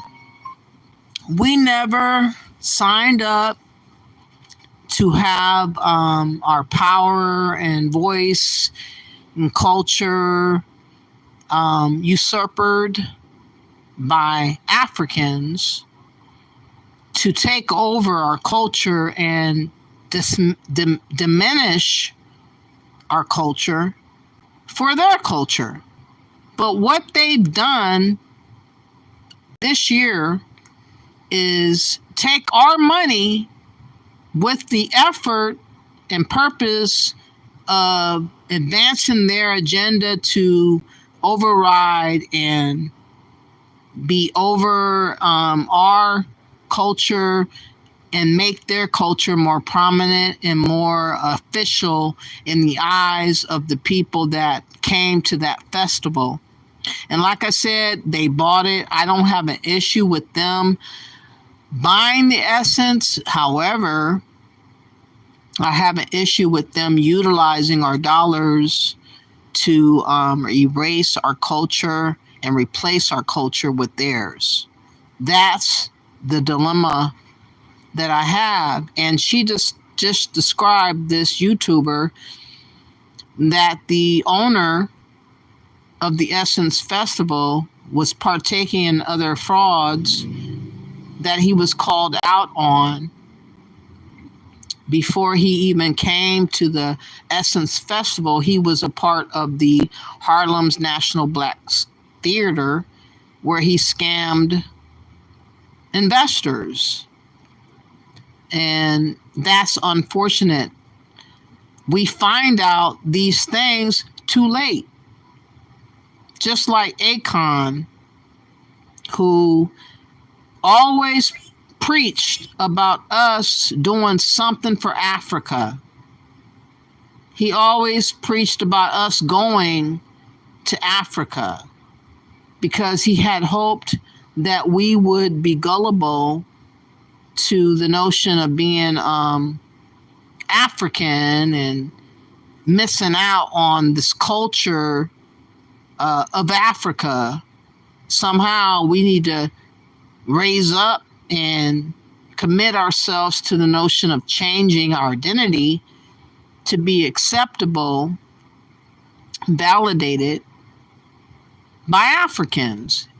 And they have basically manipulated emotional people, not me, but the Americans that co-signed for Pan-Africanism and co-signed this notion of we're lost, confused, we need to be received by Africans. Africans like Akon gets a whiff of that, and he orchestrates to get your money towards his imagination. His imagination was about Akon City. He borrowed $5 billion from the Chinese. And all along, he was trying to hook us up with the debt of that $5 billion investment of the Chinese to build an imaginary city that never was built. We never fell for the manipulations of Akon, so much so that recently Senegal called out Akon as not being a viable investor or someone that's relevant to do what he needed to do for his country. They said basically that he needed to be kicked in his ear for lying. Let me see if I can find a video. Akon, let me see, Akon City flop. It never came to fruition. He never had real intentions to build like he claimed he was going to do. But because he likes to look someone impressive in front of us, he thought he could pull a fast one on Black Americans with lying to us about this city that he never built. Most of us didn't pay him no mind, and now he's asked out. But the fact that he tried it is finally brought out. And that's like a many other Africans are trying to do as we speak, with the Essence Festival and with other ventures and other so-called investments or ideas that they have constructed in their brain to do, willing for our money to pay for their vision. They don't want to pay nothing out of their pocket. They want us paying for every goddamn thing. And we're recognizing that these people such as Pan-Africans, Umar Johnson lying, Dr. Eric Kana hustling, Akon lying, and many others. Lou Major, who was a Haitian American, made Black Americans and others believe that he had land to sell in Nigeria, that he had a bank that was receiving monies to save and this and that and the other. He ended up taking over $500,000 from investors who believed in the scam that he sold. So this is one of many that has happened. And I've been talking about these scams from Africans that think that we are gullible because they're African. Oh, you guys want to be around us and our culture and we're African, you got to pay for it. I don't give a fuck about paying for your culture or paying for your Africanness. I don't give a flying fuck. But a lot of other people, unfortunately, are willing to be crash dummies and sacrificial lambs for Africa and Pan-Africans. And unfortunately, I have reported on my channel many times of people passing away, deaths that are kind of curious as to their deaths, scams that have happened, and other things that have happened. And I pointed that stuff out. But this is a continuation and the confirmation of Akon. You know, when Akon announced he was building a real-life Wakanda in Africa, the internet went absolutely wild. I mean, we're talking about a $1 billion futuristic city with its own cryptocurrency. But here's the thing, it's 2025, and that dream just got officially scrapped. Actually, what's left is pretty shocking. One of the most ambitious projects in recent history that just came crashing down. We're talking about Akon City, the singer's massive plan to build a high-tech smart city in Senegal that was supposed to change everything. But spoiler alert, it didn't work out at all. So let's go back to 2018 when this whole thing started. As of right now, the whole idea was, okay, what do we start first? What do we start to build first? So what I wanted to do, I wanted the city to be something that was in there that would actually be utilized by the whole country. So we're starting with the hospital first. The hospital is going to be the hospital alone is close to $1 billion, just the hospital, because it's going to be one of the biggest hospitals in all of West Africa. Because we noticed that a lot of times someone may get sick with a serious illness, but then someplace in Africa, you literally have to fly into Europe or in America to get treated. So now this will make it a lot easier for people to just fly directly into Senegal, which may be an hour flight, 2-hour flight from anywhere in Africa. And everything else will build around it. Obviously, the police stations, the fire departments, the local private airstrip, things like that. All that will already be in place during phase 1. We'll also have all the condominiums, the resorts, and everything like that. He wanted to build an entire city in Senegal, his home country, and he wasn't thinking small. We're talking about a $6 billion project that was supposed to be like Wakanda from Black Panther. I mean, this thing was going to have everything. Massive skyscrapers, shopping malls, a technology hub, music studios, even their own version of Hollywood called Seniorwood. Actually, the most interesting part, the whole city was going to run on Akon's own cryptocurrency called Acoin. Yeah, he literally created his own digital currency for this project. The man was thinking big, you know what I mean? The location was supposed to be absolutely perfect. Right on Senegal's Atlantic coast, about 80 kilometers from the capital city, Dakar. A futuristic smart city with eco-friendly tourist resorts, cutting-edge technology, and a whole entertainment industry built from scratch. He envisioned this place as a hub for African innovation, a place where the diaspora could come back and invest in Africa's future. Actually, when you think about it, the concept was pretty inspiring, using success from the music industry to build something that could benefit an entire continent.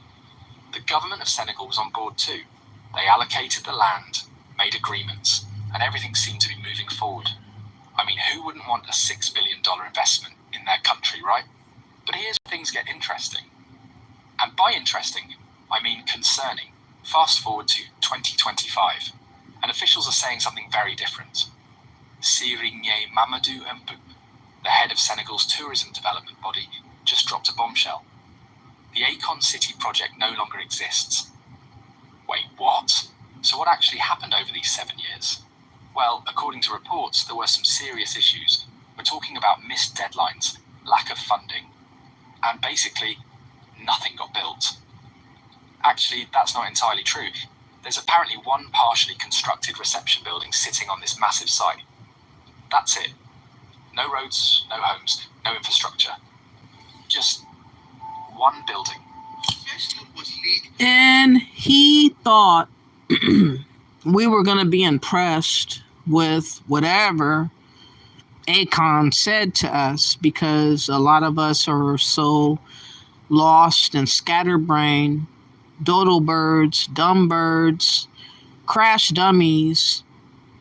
And I believe in all truth that it's because of us not having our own ethnicity.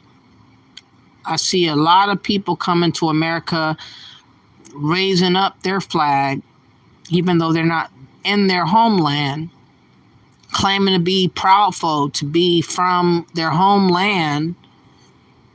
And people are critical about Black Americans raising up our American flag.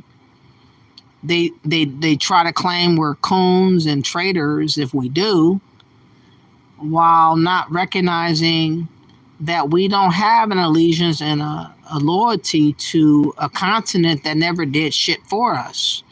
But people play games, propaganda, manipulation to make it like it's that. Oh, you need to concern yourself because the people talking to you about whatever are superior. They're African. They have culture. How dare you go against what they're trying to do? Yes, we're going to go against what you're trying to do because you're not doing what I'm trying to do. What you want is not what I want. This black abyss, murky water everybody can be black, everybody can claim African American, everybody can claim to be Black American, does not suit and help Black Americans. It keeps us trapped in a corner. It keeps us strangled, put in a chokehold, defenseless and unable to speak out against the people that are coming for your truth because of the belief in so-called blackness. Oh, you're black. You got to be on board with other black people. These other black people, though, don't work that way. They are advancing their agenda over you and your people while claiming to be the same with everybody. It's a double dip lie that's being spewed by Pan-Africans and Africans of West Africa for the most part. And I discovered this, honestly, in 2018. I discovered that they were full of shit and that they were manipulating and using us against us for their advancement.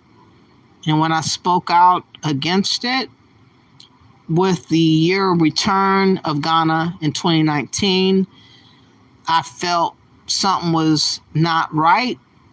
And I thought it was a manipulation going on before it even happened. And I talked about it.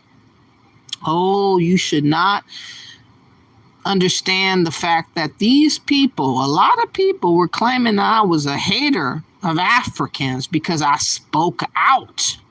I had questions. I had thoughts against what I was saying. Because I spoke out, somehow I was a hater and a traitor of my race. And at this point in 2025, I don't give a flying fuck. I don't owe none of y'all nothing. I'm not obligated to you. I'm not beholden to you. I'm not no slave to you.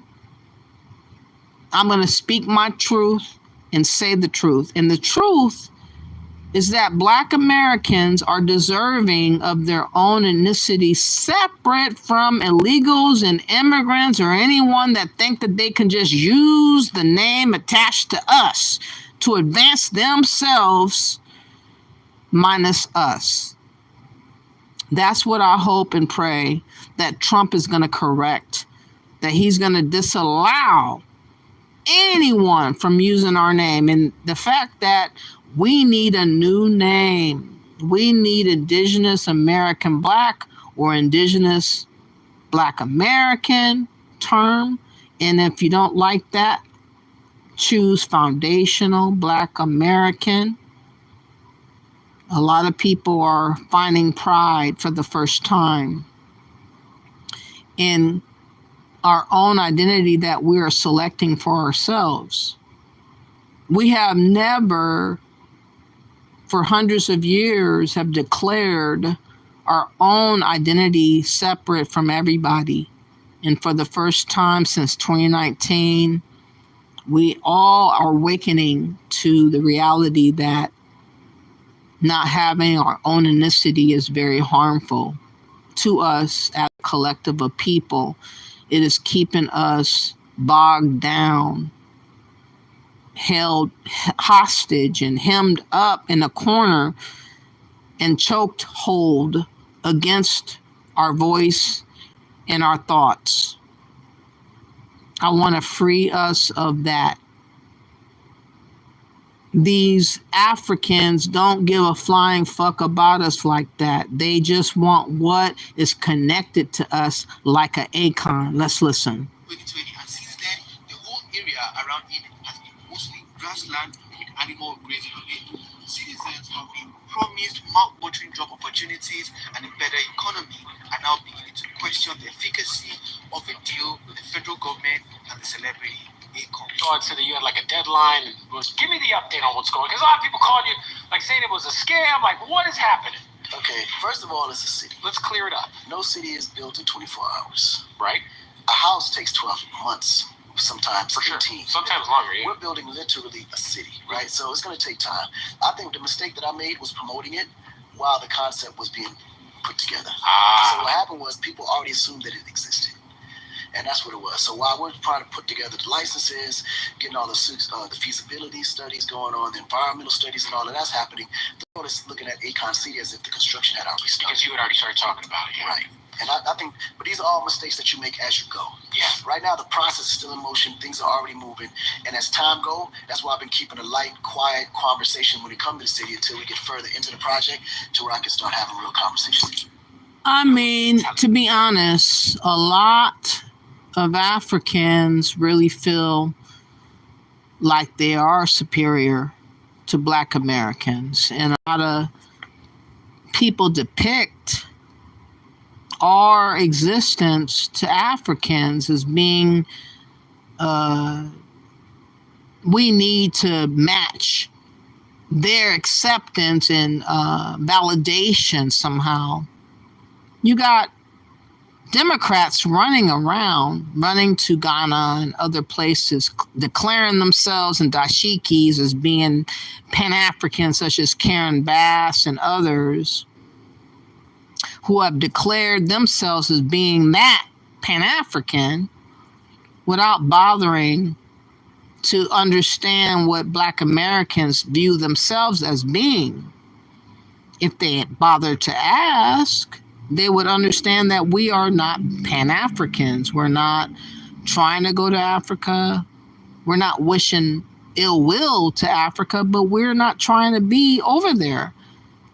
People are surprised somehow that after 400 or 500 years that we're not interested in Africa.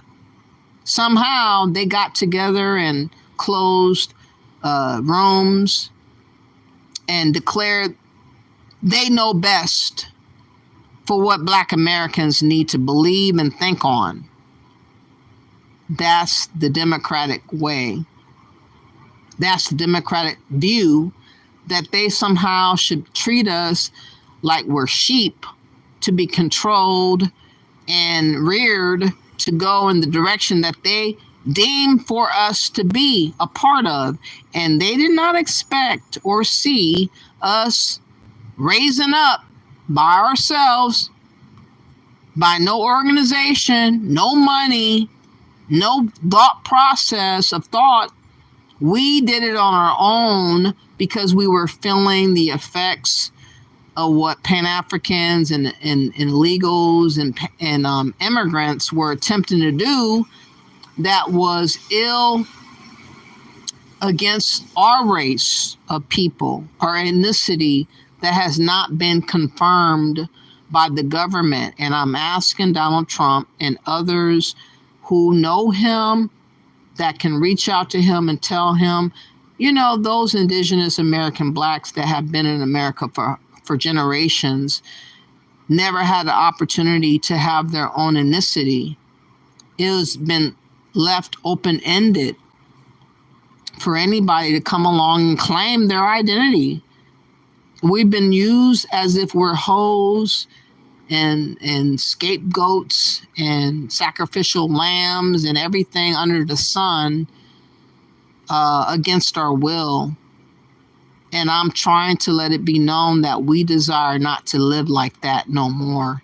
We feel like once we have an ethnicity, we can then move as a collective group of America and deal with the government about our past, present, and everything moving forward.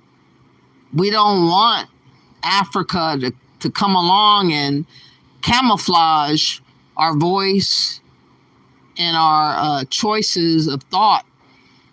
They think that they are better than us and they should speak for us because we are not smart enough to think for ourselves. That's what they have in mind to think on.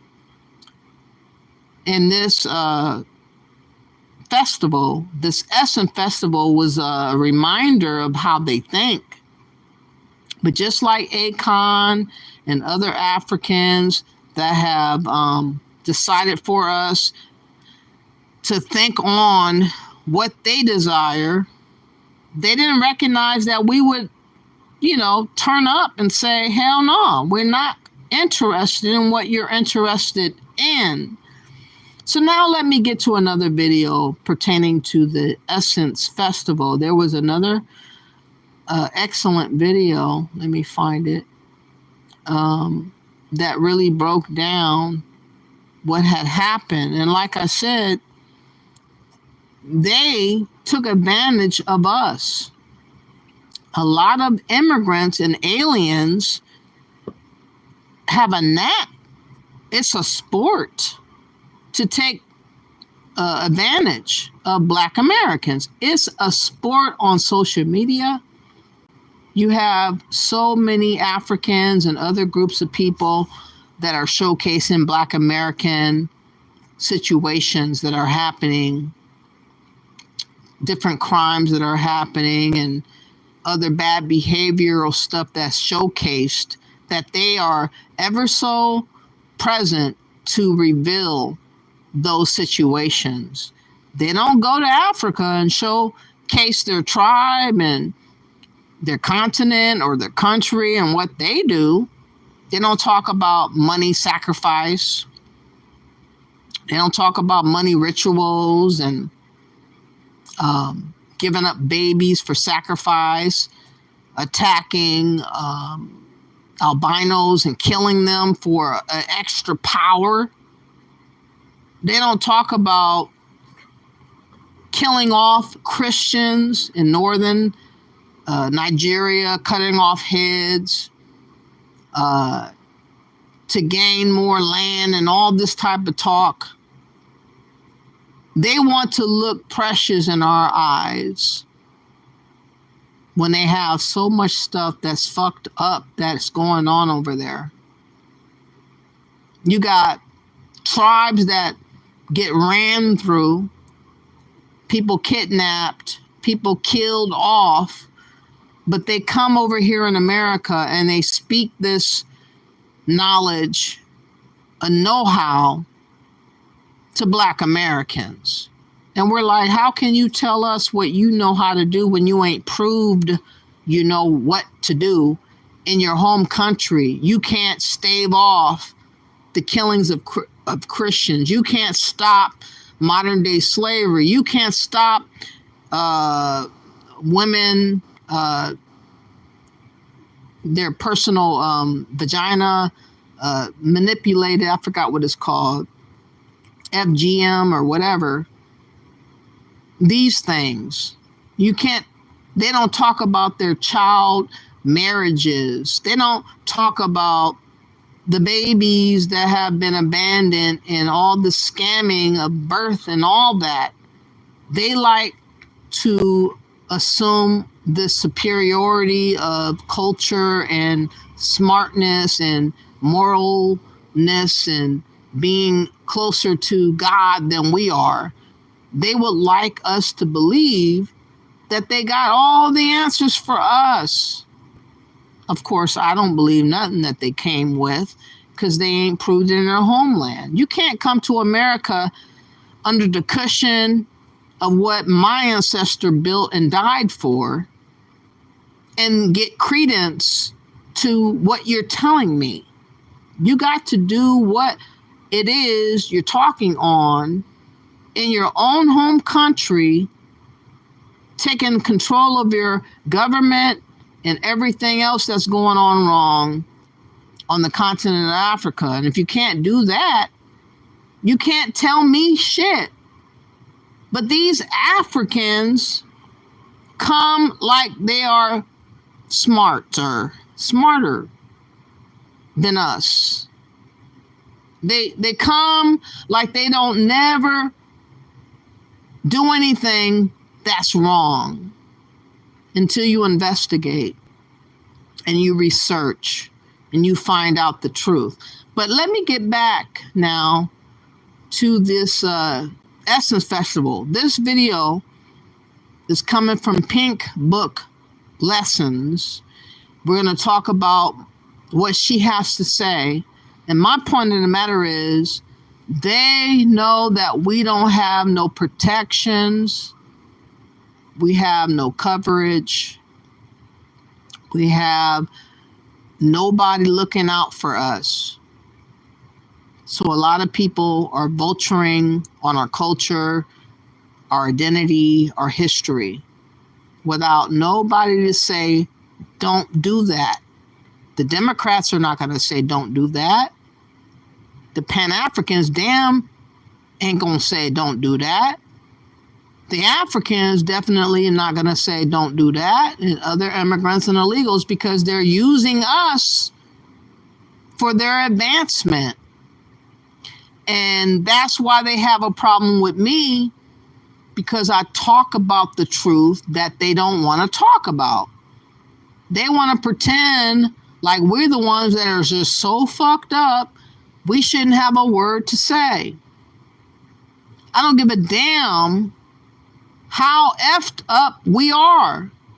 We have the right to speak to the truth of what's going on with people manipulating and using us against our will. And this is what happened in Essence Festival. People came along with monies and expecting our money to be included, to take over our culture while using our money to do it. That's what the Essence Festival desired to do, but they were busted. A lot of us didn't want to go. A lot of us exposed a lot of things that were going on. A lot of us didn't like the fact that we were being slighted, disrespected, and everything else. After I play this video, I'm going to play a video that talks about Stephanie Mills, who is our legend singer, who talked about the unprofessionalism of this Essence Festival, not having their music system set up correct to be able to perform unfazed by stuff. It was a hard scenario to do. Everything was hard. Everything was challenged. Everything was chaotic. Everything was fucked off. They were only thinking about getting money. They weren't thinking about quality. They weren't thinking about preserving culture. They weren't thinking about respecting Black Americans. They thought about what they can get over Black Americans. And luckily, this has shown us what they're on, and we collectively are going to not be a part of the Essence Festival next year. Letting y'all know flat out, we're not paying for our demise. We're not paying for our replacements. You can pay that shit on your own. Get that money out of your ass, bank, whatever, and make it an Afro-African festival with Jollof.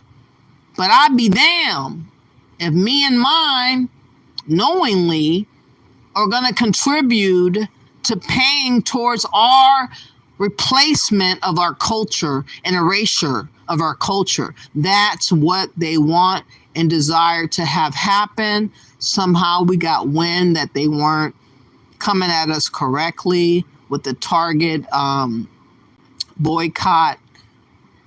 Target was sponsoring Essence Festival with every effort that we were doing to try to abstain from Target. This Kenyan CEO, I can't remember her name, but this video is about to explain it, was disrespecting our wishes, and she just kind of like co-signed everything to be in alignment with what the advancement of Africa would be on the Caribbeans and so-called Pan-Africanism. She was everybody else but Black Americans. Everybody else feels like we're not legitimate group to respect. people have declared and denied our power over what we created in America. They want to say we didn't do hip hop, we didn't really do jazz, we really didn't do blues, we really didn't do rock, we really didn't do gospel, rap, and all this other stuff that we created from nothing. People now want to attach themselves to what we created and say, oh, it all goes back to Africa. And Africa ain't earned a goddamn thing. And it's very disrespectful for them to just take over something that they ain't earned.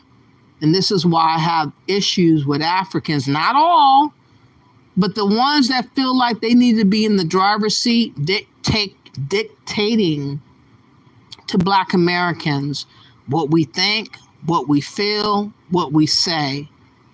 They feel like they should have the authority and power to say what's acceptable from us, as if we are beholden to them, like we're slaves, like they are slave catchers.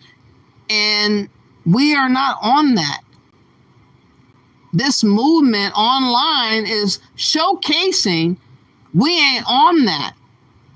What they think and believe is irrelevant to what we think and believe. And who should have the upper hand when it comes to our life and our ethnicity here in America? Since we've been here for umpteen years, we can't have random people that decided to come over here and clips our views and thoughts about what the fuck we think. But that is what Africans of the Essence Festival attempting to do. This is why I'm not down for us supporting this Essence Fest in 2026. I say we bypass that festival and cancel it. We let them foot the bill for getting an African festival. They need to earn it on their own. We don't need to own our destruction and demise as a culture of people.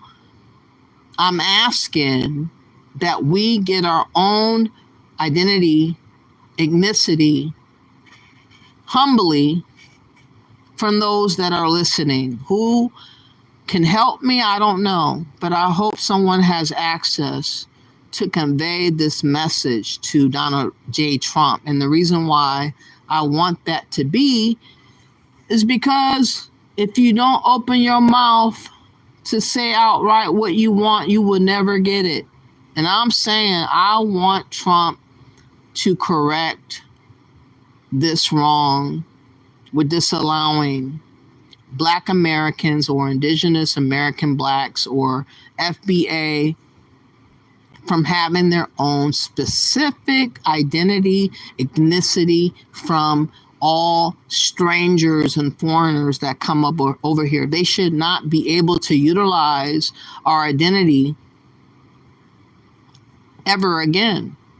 I'm sure if you go look in their records of going to college or whatever the hell, claiming to be African American and knowing they know that they're not from America and they're not these names that were given to us, maybe you will find more and more fraud that you're looking to clean up President Trump. Maybe it will make things make more sense to make it easier, because a lot of people on social media have been running around talking about they're us. They can use our name because they're from Africa and they're now American and they can claim our name. I can't do that shit to them though. How can they dip, double dip, sometimes triple dip for their advancement, and we don't have shit to do? I'm hopeful that my people, my ethnicity, will be able to get more businesses instead of having the Arabics and the Asians and the Indians and the Chinese and the Africans in our neighborhoods having convenience stores and other businesses feeding off of our monies, and we don't have anything to show for. That's not fair. I don't want to not have my people have the same opportunity. Somehow we have been disallowed from having that opportunity with the word of black. You guys, we all in this together. We're POCs. We Pan-Africans. We Africans. We're all the same. The only people that it advances are the people coming up over here. The people that don't advance and support and uplifts are the indigenous American blacks, or you knew us as Black Americans. I never described myself as African American. I don't and never have liked that term because it caused confusion, scatterbrainness, and just confusion. Just think if we had our own ethnicity that no one could use. Just think if the scholarships and everything that were established for us was only given to us. For decades, that's been disallowed by the Democrats. I know Trump knows that this has been going on, but he needs to understand that we have been affected by these maneuverings of these illegals and these immigrants and these people lying and claiming our identity, hijacking our identity against our will. I don't give a damn that they're from Africa. There are a small percentage of people that are claiming to be Pan-African to be truthful. Those same small percentage of people dare not go to Africa and stay long. They preach this everlasting build up to Africa and everything. They make a lot of money by hustling the ears of people that believe in Pan-Africanism by donations and whatnot. But they don't make an effort to just get away from America because it's so bad and it's white supremacy and you don't want to be near the white man. They stay in America bashing Black Americans about us not feeling the way that they claim we ought to feel. I don't feel like I owe Africans in Africa nothing. Sorry. I feel like I owe my own people and my own self something. Nothing else, nothing more. So let's look at this video again. It's from Pink Book Lessons. It's talking about the Essence Festival. A little bit more information about that. And I wonder if you guys would tell me anything else in the chat room about your feelings and views. If you can, please hit the like, please subscribe, and hit the like button.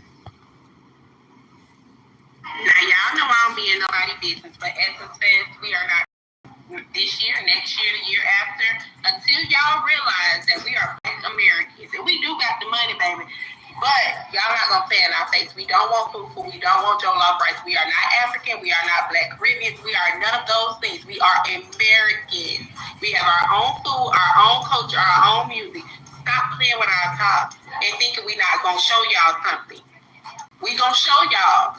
Now, if you don't get somebody Black up in there, you might as well cancel this because it's going to be way more empty next year.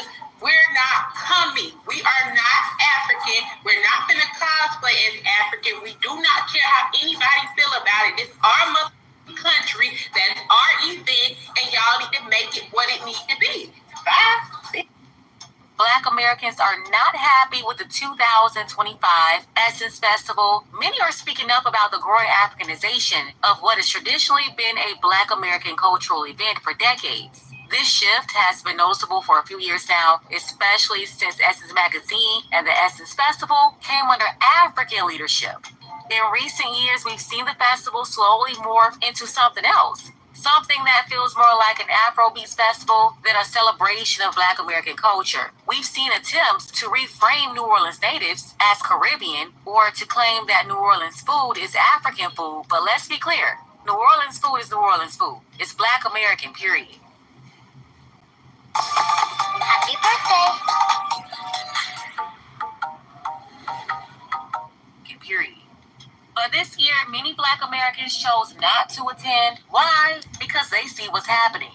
They see the erasure of Black American identity from our own cultural spaces, and it's not okay. To make matters worse, at the Morial Convention Center, named after Ernest Morial, the first Black mayor of New Orleans, a man who was a proud Black American, a building not just named after him, but built under his leadership, there wasn't a single American flag displayed inside the expo, inside of that. Can you imagine? They got hella flags for their lineage.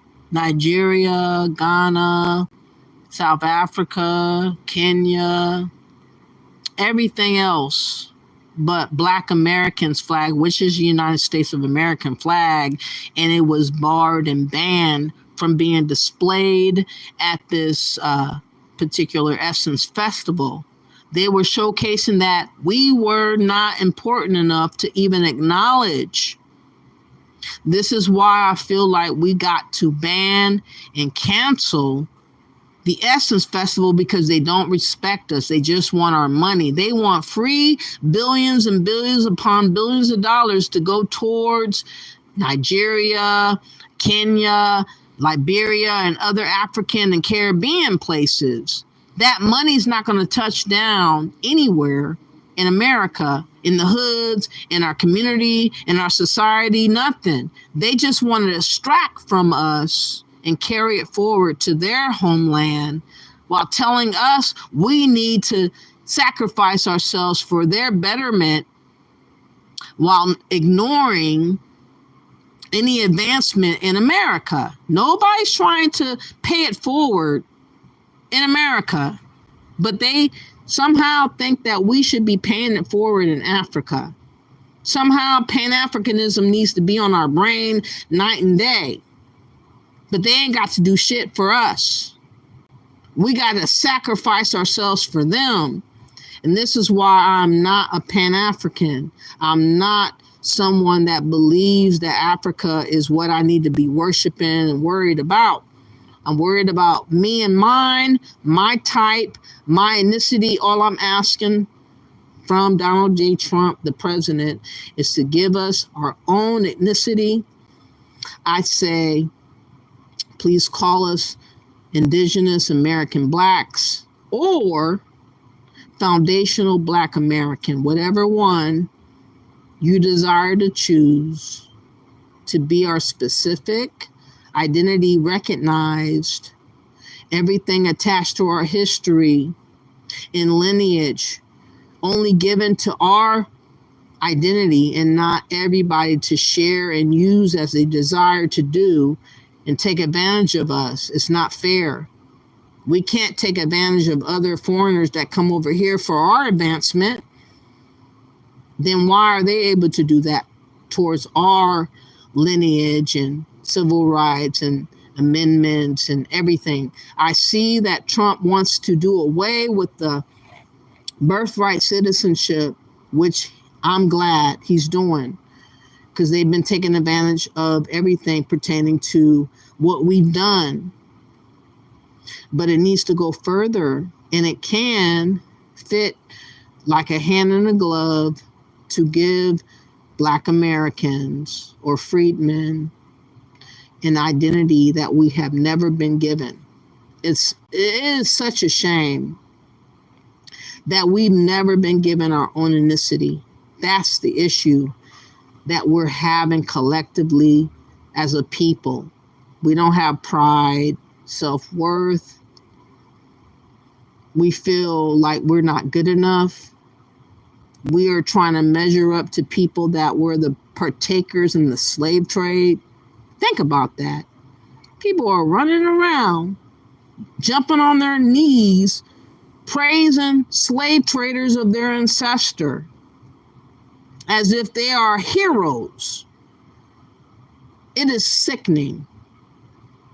I say we should have our heroes that actually helped us collectively in our own homeland of America, such as Frederick Douglass, Martin Luther King, Malcolm X, and others that sacrifice for us to be advanced in America.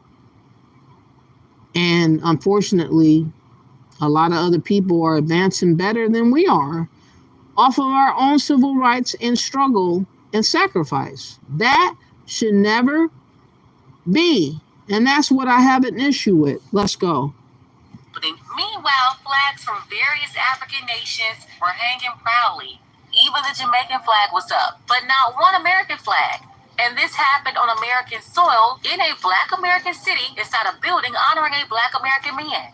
This kind of oversight or disrespect would never be tolerated in another country. You couldn't go to Nigeria, Jamaica, or Ghana and throw a festival that completely ignored the people of that land, their identity, and their history. But here, it's happening and it's way out of order. This is deeper than aesthetics or music. It's about cultural respect and historical truth. Essence Fest was built by and for Black Americans, and it should reflect that. But it's not, and that's why support for Essence is going down. Culture means earth, motherland, Africa, originality. So yes, whatever it is, if you're African, go back to Africa and connect to your source. Again, she's given the impression that being considered and claiming the term of Africa or African is like what you call it, spiritual. It's all these things that are good, but that's not our reality. We as Black Americans or Indigenous American Blacks or FBA or ADOS never co-signed this notion of thinking about Africa on that level. These people come over here and they speak this bullshit that they want us to believe. And many times we're not even received on what we think. It's dismissed. It's considered Islamophobic. It's considered hateful. It's considered self-hater, treacherous, and traitors because they said so. Because they went to a think tank. They went to a global organization that was set up for them to have the money to be able to display this stuff on social media and different media outputs. And people that reject what they're trying to do, our voices are stifled. It's suffocated. It's made. I remember when FBA and ADOS became very popular in 2019, 2020, many of the Democrats such as Joy Reid and Roland Martin and others that are foreigners, by the way, was depicting our voices and our actions of thought as being bots. They said we were Russian bots. They said they're Russian bots. They're not real. They're lies. This is Russian bots. And we were dismissed. I don't want my voice dismissed. I want to have the opportunity to speak what I feel and what I want. But I don't have the luxury of having the Black Caucus and the NAACP and other groups that's supposed to represent Black Americans, the Rainbow Coalition and other Christian or churches that are basically Democratic shills, we can't go to them and say our truth because they have been paid and bought for, and they're going to just kick us to the curb and say, you're divisive. You're Islamophobic because they got paid millions of dollars in their bank account. And our words don't matter because they've been paid to be sellouts. That is what's going on with Pan-Africans, with Democrats, with Africans, and everybody that assume that they know best for us. And we never asked for them to assume anything. No one raised their hand and say, please speak for our behalf. They just took the liberty to speak on our behalf and act as if they know best for us while leaving us asked out in a corner somewhere. That can't continue. I want us to have a voice in the ethnicity that's not going to be able to be accessible to immigrants and illegals. They should never have access to our identity. They should come over here as Caribbean Americans or Nigerian Americans, Jamaican Americans, Haitian Americans. No, they should not use the term of African and Black American, which they have gotten away with doing, and then pretending to be our voice, and people believe that what they say is what we want. That's why I'm railing right now in hopes that the right people would submit my video and my words to the people to understand that we don't want what they're selling. We don't want what they're imposing. We see it as a big bullshit agenda, something to use against us, and we're calling it out. Let's go. This is an example of why many people feel the way that they do. She has not once acknowledged Black American culture. That's disheartening because Essence Festival is specifically for Black Americans. We're welcoming of all communities, but why can't we get any shine or recognition or acknowledgement for what this festival was meant for? It is no disrespect, once again, to anybody that's African or Caribbean. Love everybody in the Black diaspora. A lot of people that are native to New Orleans have spoken up and said that this display of the Essence Festival is a disrespect to what they've grown up to know it to be. A lot of local vendors that have produced a lot of great food are not showing up there, so people are not actually getting the New Orleans experience.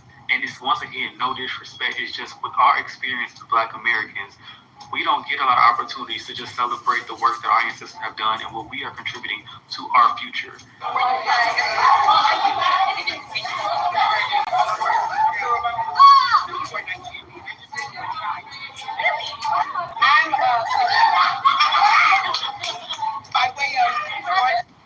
For those who didn't peep what was going on in that last clip, some Nigerian ladies at Essence were talking, going around the circle, asking, oh, what are you? Translation, who your people? So they're talking about tribes, and they started laughing at the Black American woman in the group who said she was Black American. And they're like, yeah, by way of Georgia. So they started laughing at her saying, oh, you're just Black American. Like, excuse me? No, while you're on American soil. None of this disrespect will be tolerated. We wouldn't go to Nigeria and say, oh, what are you? Oh, you're just Nigerian. Like, what? It's straight up disrespect. And then look at the kickoff event. They went to a Black American school, Xavier University, shout out to Xavier, a prominent HBCU in Louisiana, to host the Battle of Jollof Rice versus Jambalaya. Yeah, look at it. It's the Jollof versus Jambalaya event, all sponsored by an American corporation, AT&T. They marketed this event as a showdown between West Africa and New Orleans. Look, this came from the official Essence Festival. Why is this happening? Because like I told y'all last year, Essence Magazine and the festival, from the festival chairman to the CEO of Essence to ownership, is African. This is why they come up with stuff like this when Black Americans don't even eat jollof. It's a tone deafness for me. Style and substance. Again, it's being done on purpose. People have designated us as being the slave class for all people that come to America by the Democrats. I didn't know this until 2018, 19, paying attention to how they treat us and what they say and what they're doing. I understood that it was not really reality on them acknowledging our ethnicity and our potence and relevance as being American, because they treated us like we were what do you call it? Orphan Annie, the stepchild, to be used and abused and treated any kind of way.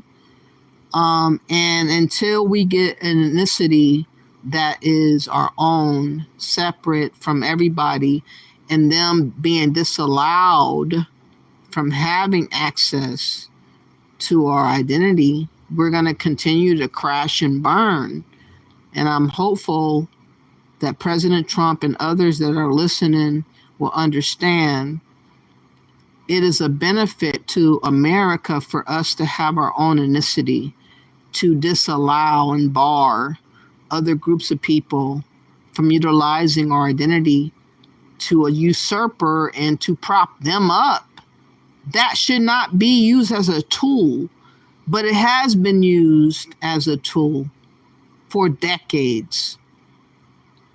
Please support my video by hitting the like button, subscribing to the channel, maybe giving Trump the link to the video. I am going to, for the first time, I feel like I need to tag his YouTube channel, The Real Donald Trump. I'm going to do that.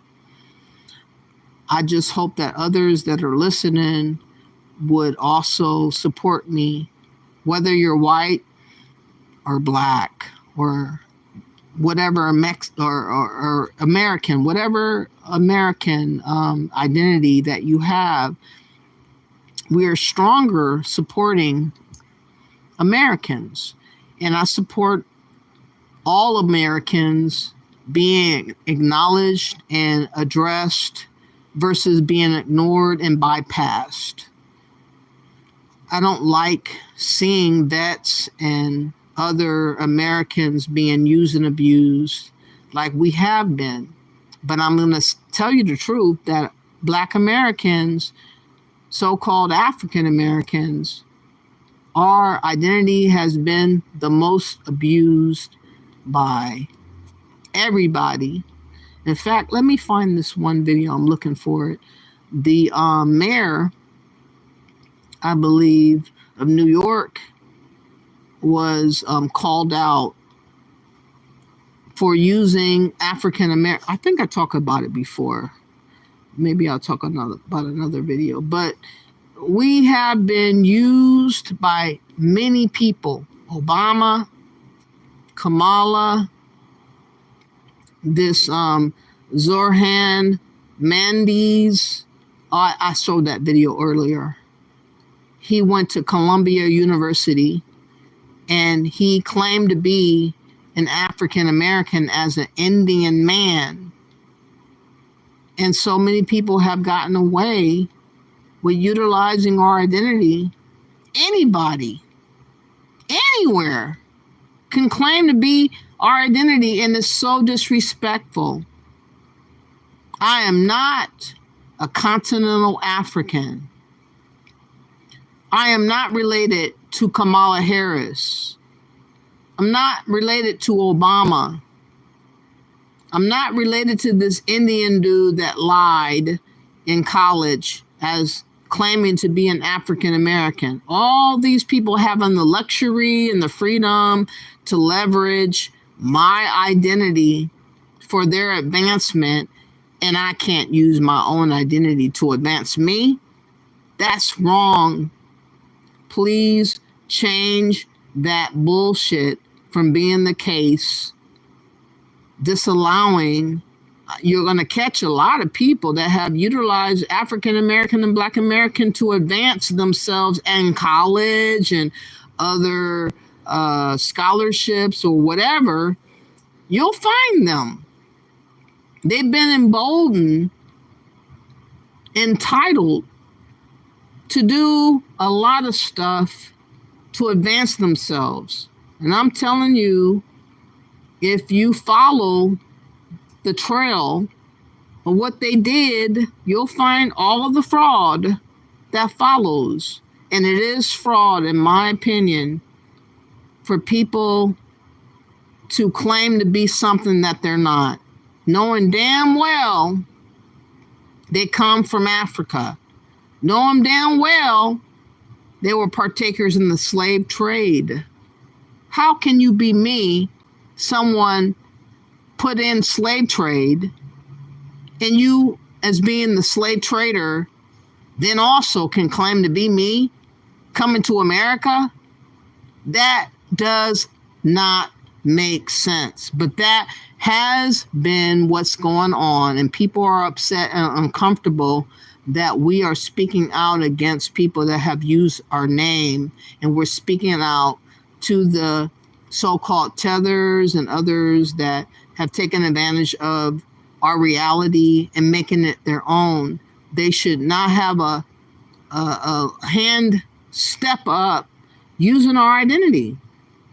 Magpie says, stop spamming Marcos. I heard that. You should listen more before you say ignorant things. Marcus says that's real.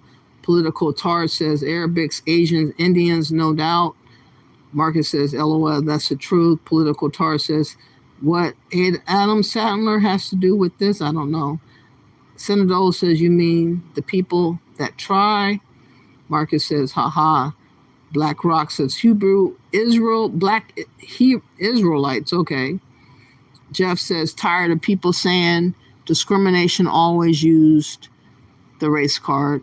Jeff, all I'm saying is that we don't want people that are not from our lineage and our struggle to be able to claim our name, ethnicity, and likeness, for them to advance when they're not anything connected to us. That's all we're saying. Snickers says, new here, everyone who sees this, please show love to the video, and every video you'll see afterwards, comment with love, but also leave. I appreciate that. Please, I really appreciate that. Political Tar says, you owe Africans something. I don't owe them shit. I owe them the truth about me not wanting to worship them, and I'm not bowing down and believing that they're better than me. I owe to tell them the truth, Political Tars. That's all I owe, is telling them the truth. There ain't gonna be no bowing down and worshiping of them. For what? Yes, Africans, so the Israelites, Trey says. Jeff says, I hate no one and had nothing to do with slavery. Let's move on by our own merits. That's what I say, Jeff. All I'm saying is that Black Americans need their own ethnicity. We never had, after all this time, it's 400 plus years, Jeff, we have never been declared to have an ethnicity. And people have taken advantage of us not having ethnicity and using our name to advance their own agenda that progresses themselves over us. And that's not what I want and like. You said hate them. All right. Dutch chat says, all right. Maverick says when they speak, it's like nails on a chalkboard. Political Tar says, let's go Africans. Yeah, let's go back. The Africans should go back to Africa and build up Africa. They have over 1 billion Africans that are not working together or working to have a common goal. They come to America and let that be their fight versus being in Africa and letting that be their fight. That's the issue.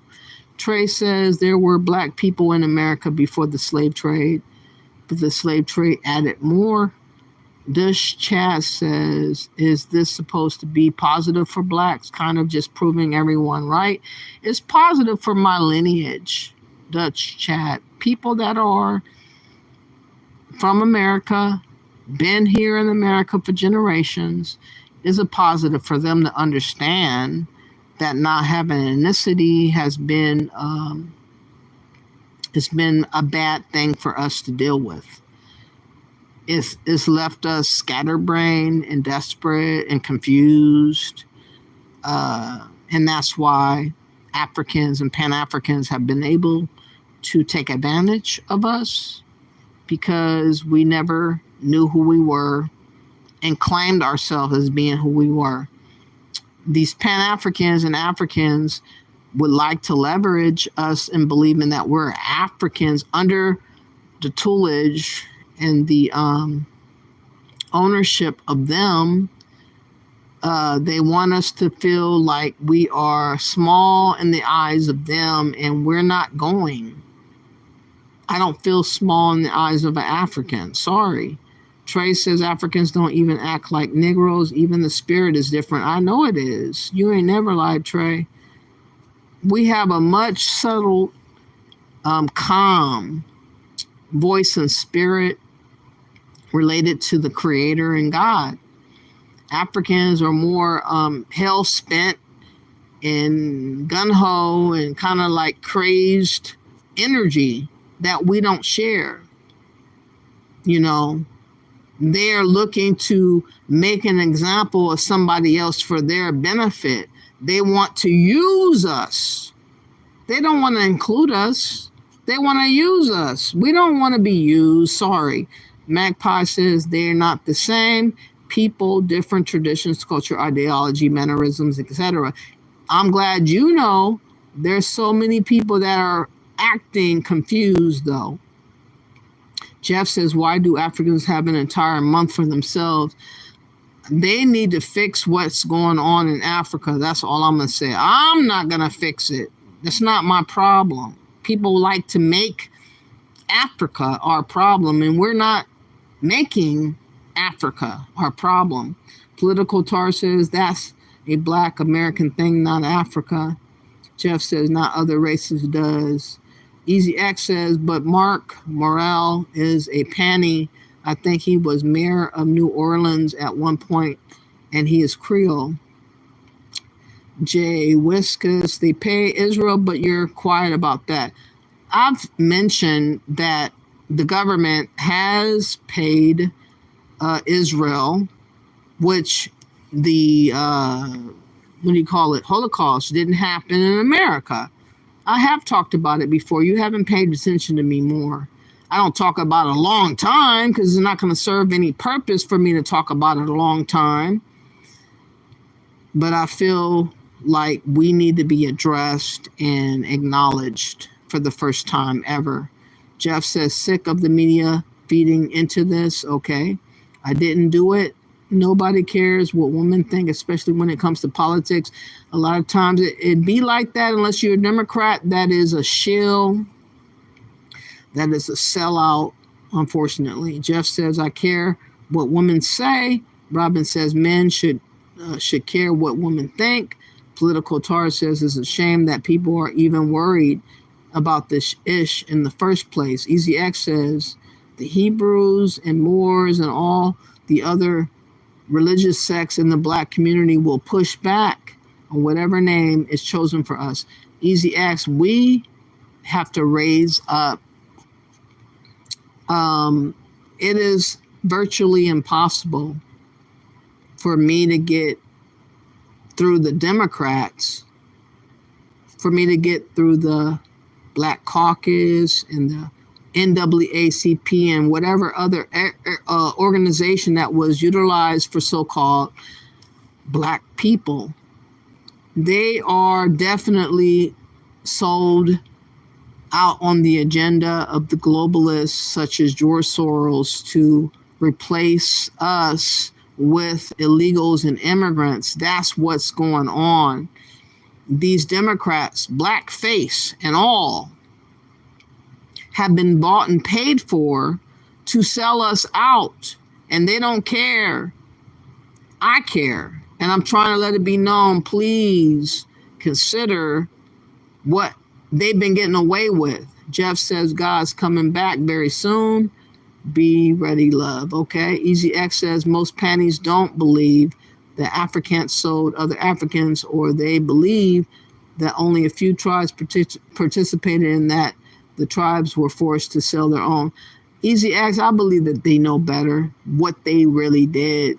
They just don't want to acknowledge it because it's a benefit for us to receive their lies and misinformation about what they really did. They're not honest people. Political Tar says, so what's the true religion out of the 10,000? I don't know. Magpie says they got scolded for not voting Kamala. Okay. Yep, my friend went to Africa tour a whole season. They don't see Americans. They don't as African. They don't. Easy access. First it was our HBC, sororities, fraternities. Then it was local, state, federal positions. Then the Black Caucus, Congress, mayors, Obama. Then sports and entertainment. Africans and Caribbeans rule us. That's what they're trying to do. They have all got together with all these other groups and Democrats, everybody that's supposed to represent us, and they have sold us out and said that we can and should be used up and spat out accordingly for everybody's advancement. That's what they're on. Magpie says she said they were treated wonderful until the Africans found out they don't have money to throw around, and they were treated like strangers and mocked. Yeah. Political Tar says it's funny humans constantly fuss and fight over such silly stuff. How you doing, Kenny? Russian Duxon says East Coast, West Coast drama.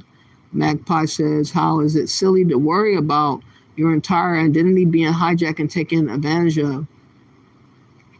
I'm just saying, Magpie, if I didn't see that this was going on, I wouldn't acknowledge it. There's too many cases to show. There are, what I discovered back in 2018, a lot of Africans were on platforms declaring that they were African American. And I would argue with them and say, you're not us. And they were like, yes, we are. We can use that name. We're from Africa. We can use that name. Again, it's a whole host of them using our identity, and that needs to be nipped. It needs to be stopped immediately. A lot of fraud you will discover with people using our identity when they know full well they came from Africa. I understand if you were born and raised here, you might be a little confused, but if you weren't born and raised here and you're using African American and Black American, you purposely are deceitful and a liar and someone that usurping our identity for your advancement. And those people need to be dealt with. Political Tar says, yeah, y'all constantly fighting over the color of your skin or religious views. How is it not silly? We're not fighting. We're trying to be acknowledged for the first time. You were never a slave, Texas Repo. Yeah, our family was a slave at one point. Kenny says that is the system. Easy access for Black. Go to, what is that? See how this African completely took over Juneteenth celebration in Los Angeles. It was sick and mad after watching the video. Hold on, let me see if I can find what you're Because that's not a link, EasyX, that you're trying to show me. Can you send the link back? Because it's not showing up as a link. So unfortunately, I'm not able to pull it up. It just shows that you talked about it, but it's not a link. Just her family were slaves. Dom Boogie says, Chat Lives Matter says, political tars, you mean like the Russians and the Ukrainians and the Pakistanis and Indians and the North Koreans and South Koreans and the couple time when Germany attacked the rest of Europe. I don't have a victim mentality, Texas Repo. I have a realistic mentality. I don't want people using my name that was governmentally issued, and they're using the name that was forced upon me while they advance themselves, and they're not me. That's not fair. Pointing out, it's not fair. You said this is Ken. Kenny says, how you doing? Magpie says the host is saying that her color should not determine the level of her citizenship rights here. And people that come from other countries that are the same color should not take advantage. Exactly. Chat Lives Matter says, ask South Africans how they feel about Botswanians. Magpie says, y'all keep saying victim mentality while she's saying the opposite. They just want to put us in that category because they are used to just dictating and thinking that's what we're going to claim. Unknown Enoch says slavery ended 160 years ago, 1865. Nobody knows anyone who was alive back then. Take that how you will. We have records, Unknown Enoch's, of our slave situation hundreds of years ago. Toto Payne says, Zula warriors not calm. Kenny says they come from the motherland. It's the white man doing it. You can't blame everything on the white man. A lot of the cultural stuff the Africans do, they did not need to like be full-fledged a part of doing and do other stuff.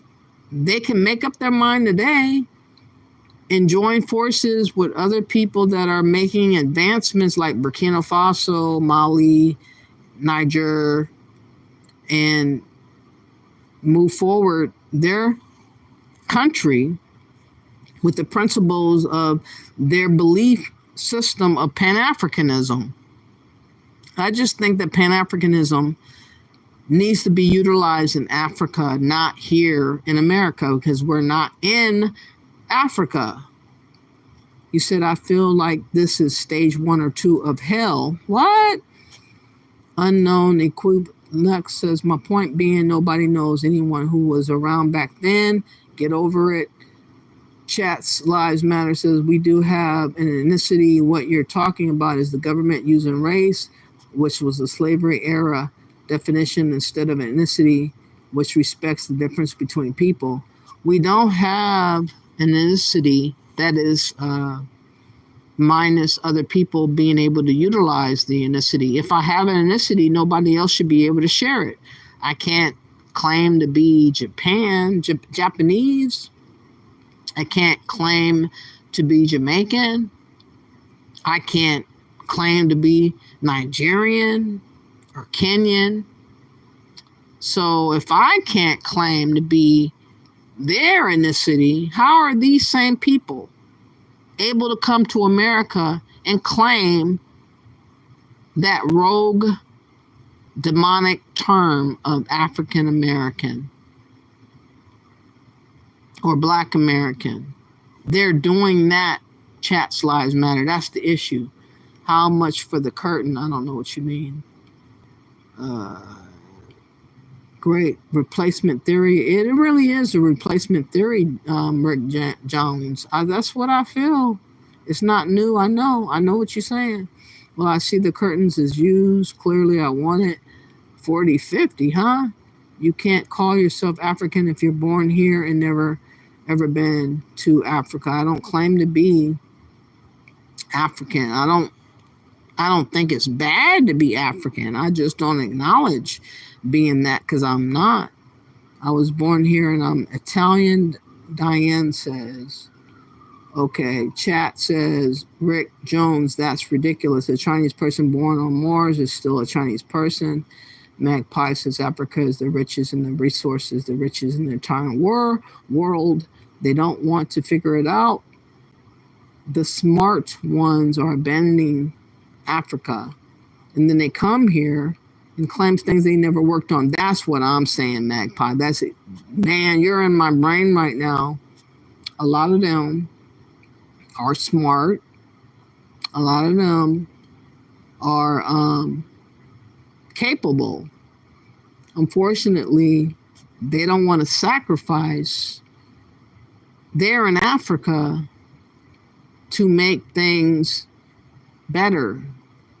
Sacrifice, meaning deaths, meaning skin in the game, that you put your neck on the line to advance your people as a collective, like Martin Luther King did, like Malcolm X did, like Frederick Douglass did.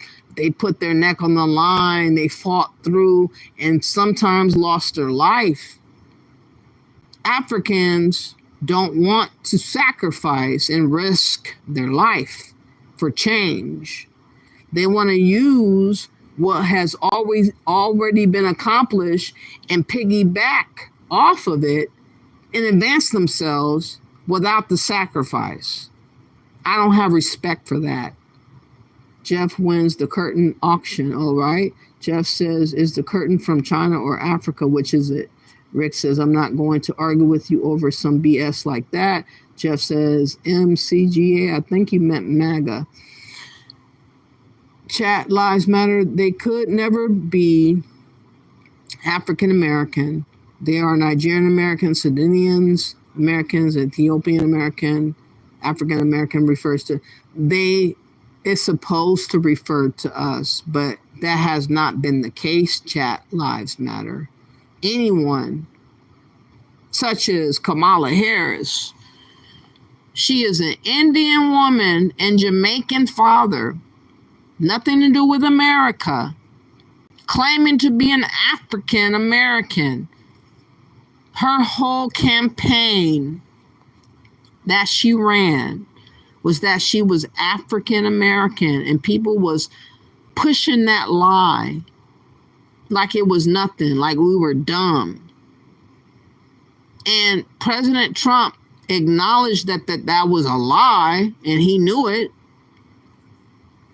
And there's so much more of a lie that's been going on with our identity. That's because you are no matter. Okay. Curtain. You guys love it on curtains. I don't get it. You said I'm American, Korean ancestors. I never knew all humans have melanin. You have a curtain, though. Not sell it. Damn it. The government is permitting it. Rick Jones, Americans like you don't understand the distinction between ethnicity, race, and nationality. When are you going to ship your curtain to Jeff? I don't get it. Magpie says, I have 5 generations here. My children have never laid eyes on Korea. I'm unsure if they can point it out in the map without searching. Ian says, let's go Trump. Chat live says, Magpie, you are still ethnicity Korean. American is your nationality. Ethnicity and nationality are different. Kenny says, the white man is given the permission to be called new black American. Ain't nobody gave us permission, though, Kenny. I'm putting it out in the atmosphere that Trump acknowledged our ethnicity separate from illegals and immigrants, because it's never happened. I'm asking that he does that while he's doing all these changes to carve out our ethnicity separate from these people that have been taking advantage of our identity? That's what I'm asking. Had me a Honda Pan-American. I don't know what that is. Kent has finally made his ruling. I won the curtains. Okay, you guys are crazy. Not all our ancestors, AM7, were brought from boats. We have plenty of people that were already here in America. They were reclassified as Negro or colored or mulatto, those categories. Kenny says, yeah, but they are born of a Jamaican mother. In America, the baby is a Jamaican American. Political Tard says, why can't y'all just be humans and quit claiming this and that? Political Tards, what is your identity? Are you a white man who's confused on why I want my ethnicity when you never had the issue? You can't surely convince me that you have an identity is enough for me to be happy. Magpie says if host goes to Korea and is asked where she's from, she says America. They don't think she's African. They acknowledge that she's American regardless of her race or ancestors. You mean like the Ukrainians and the Russians and the Northern Irish and British, or the Northern South Koreans? Okay. Embassy gave the rights to be a new Black American. I don't understand that. Easy access for Black. I can send you link. I'm on phone. Go to Yaba TV YouTube channel. If you could put it back in, that would be great. If Kamala's father is from Jamaica, then her ancestry are the same place as her. No, chat, lies matter. She's from Jamaica and India. It has nothing to do with America. People are trying to make America available to anybody. And that's ridiculous. You said I'm calling an actual Jamaican and African. You said color is reductionist. Germans, French, Irish, Scottish are all the same color. Indians and Pakistanis are the same color. North, South Koreans are the same color. I'm just saying, all I'm saying, we've never been respected to have our own. And I'm saying in 2025, it's about time that we have our own ethnicity that is absent of illegals and migrants and immigrants. They have their own damn identity. They don't need to have access to mine to be able to maneuver and manipulate. So I'm going to play this last video again. Like I said, the Essence Festival was a charade manipulated by the leaders that are African to have a leg up over us. And they thought that we were going to be dumbfounded enough to just pay money, throw money at the Essence Festival. And, oh, you know what? I got another video. There's another video where a story came about that scamming also happened. Let me play that first before I go. Hold on. These people were supposed to give away free makeup. And what they ended up doing is charging people that wanted the free makeup to pay extra to get this free box. Anyways, let me play that. This is again from Pink Book Lessons. Please check her out. I'm going to play a little bit, but I want to showcase this Nigerian Juba's Place is a 200 beauty scam that sparked outrage. This Juba's Place was supposed to hand out a box full of makeup for people for free. And what they were doing was making people wait in long lines to get this free box, and then also require people to pay towards receiving their free box. They made a hustle upon the free Juba's Place makeup. Check it out.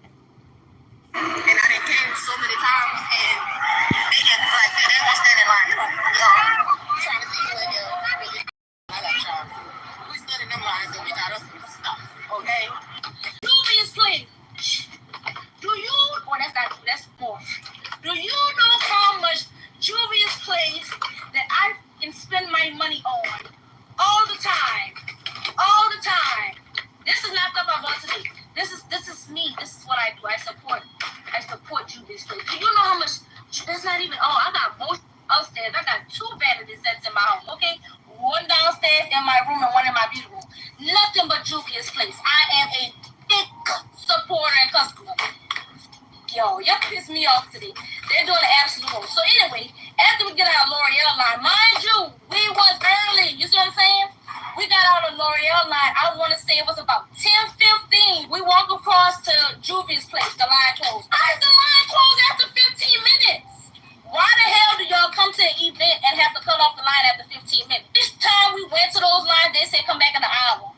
We came back in an hour. We went to Juvia's Place 3 times. Still never got in the line. Even though they said an hour, when we go back, it was before the hour even hit. And the line was full again. Oh, we just closed. Y'all told me an hour.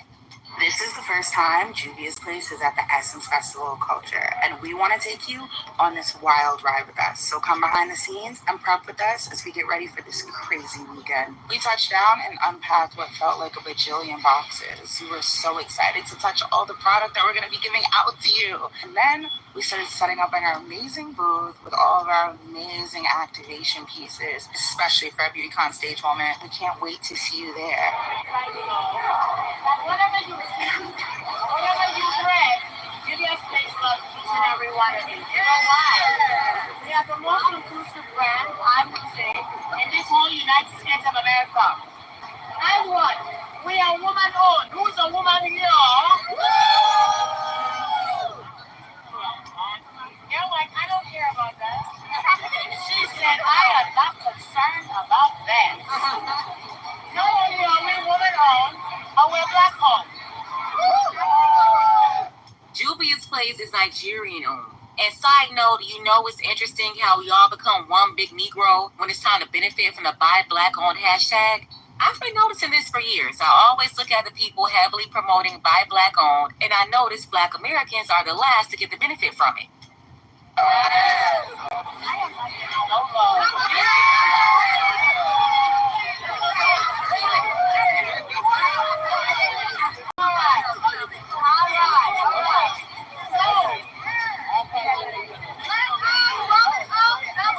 I can't use this too much because they don't shut it down. But I'm going to use this a little bit because I want to let y'all know that Juvia's Place loves each and every one. Do you believe that?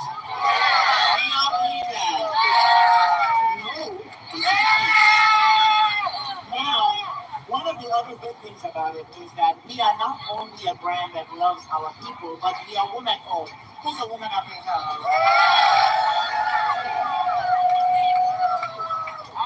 Not only are we woman-owned, but we are black-owned. Who's black up here? Alright, so those are some amazing things. So I wanted to come around to just let me know how much you love Juvia's Place. I'm going to get out a little bit of goodies because I got my love bag. If you haven't heard, there was a lot of drama surrounding Juvia's Place at Essence this year. Juvia's Place is a popular beauty brand. You can find the song Padam Padam on any music app. But on the YouTube music app, you'll find this rare Padam Padam Punk remix. Or the popular beauty brand It was started by a West African woman, specifically Nigerian. They've had a lot of controversy surrounding the brand over the years, including disrespect towards Black women, uplifting content creators like Jeffree Star, but straight up disrespecting content creators like Jackie Anna, whose father is Nigerian. I mean, it's been a lot over the years, and I do not understand why Black women still support somebody who already showed y'all what time it was. But hey, whatever. Everybody can support whoever they want. That's your business. But this time, Juvia's Place showed up to Essence. They got everybody to come in their booth by advertising these free boxes. They said they would give $100, $200 worth of products to everybody for free. Really, that's what BeautyCon is all about. Giving out samples, giving out free stuff. But when people got over there, they didn't want to give out the boxes. They would give out 10 at a time. They kept holding the line up. On one day, within the first 15 minutes, they shut the whole booth down and told everybody to come back. They did this on several occasions. Every time you went over there, it's like, oh, we're closed. Some people waited in line for hours while these folks played games with them. And ultimately, the fire marshal shut the whole booth down for good. They had to take control over the crowd. Listen, y'all, we all know that Juvia's Place played in everybody's face at Essence Fest at the Convention Center for BeautyCon.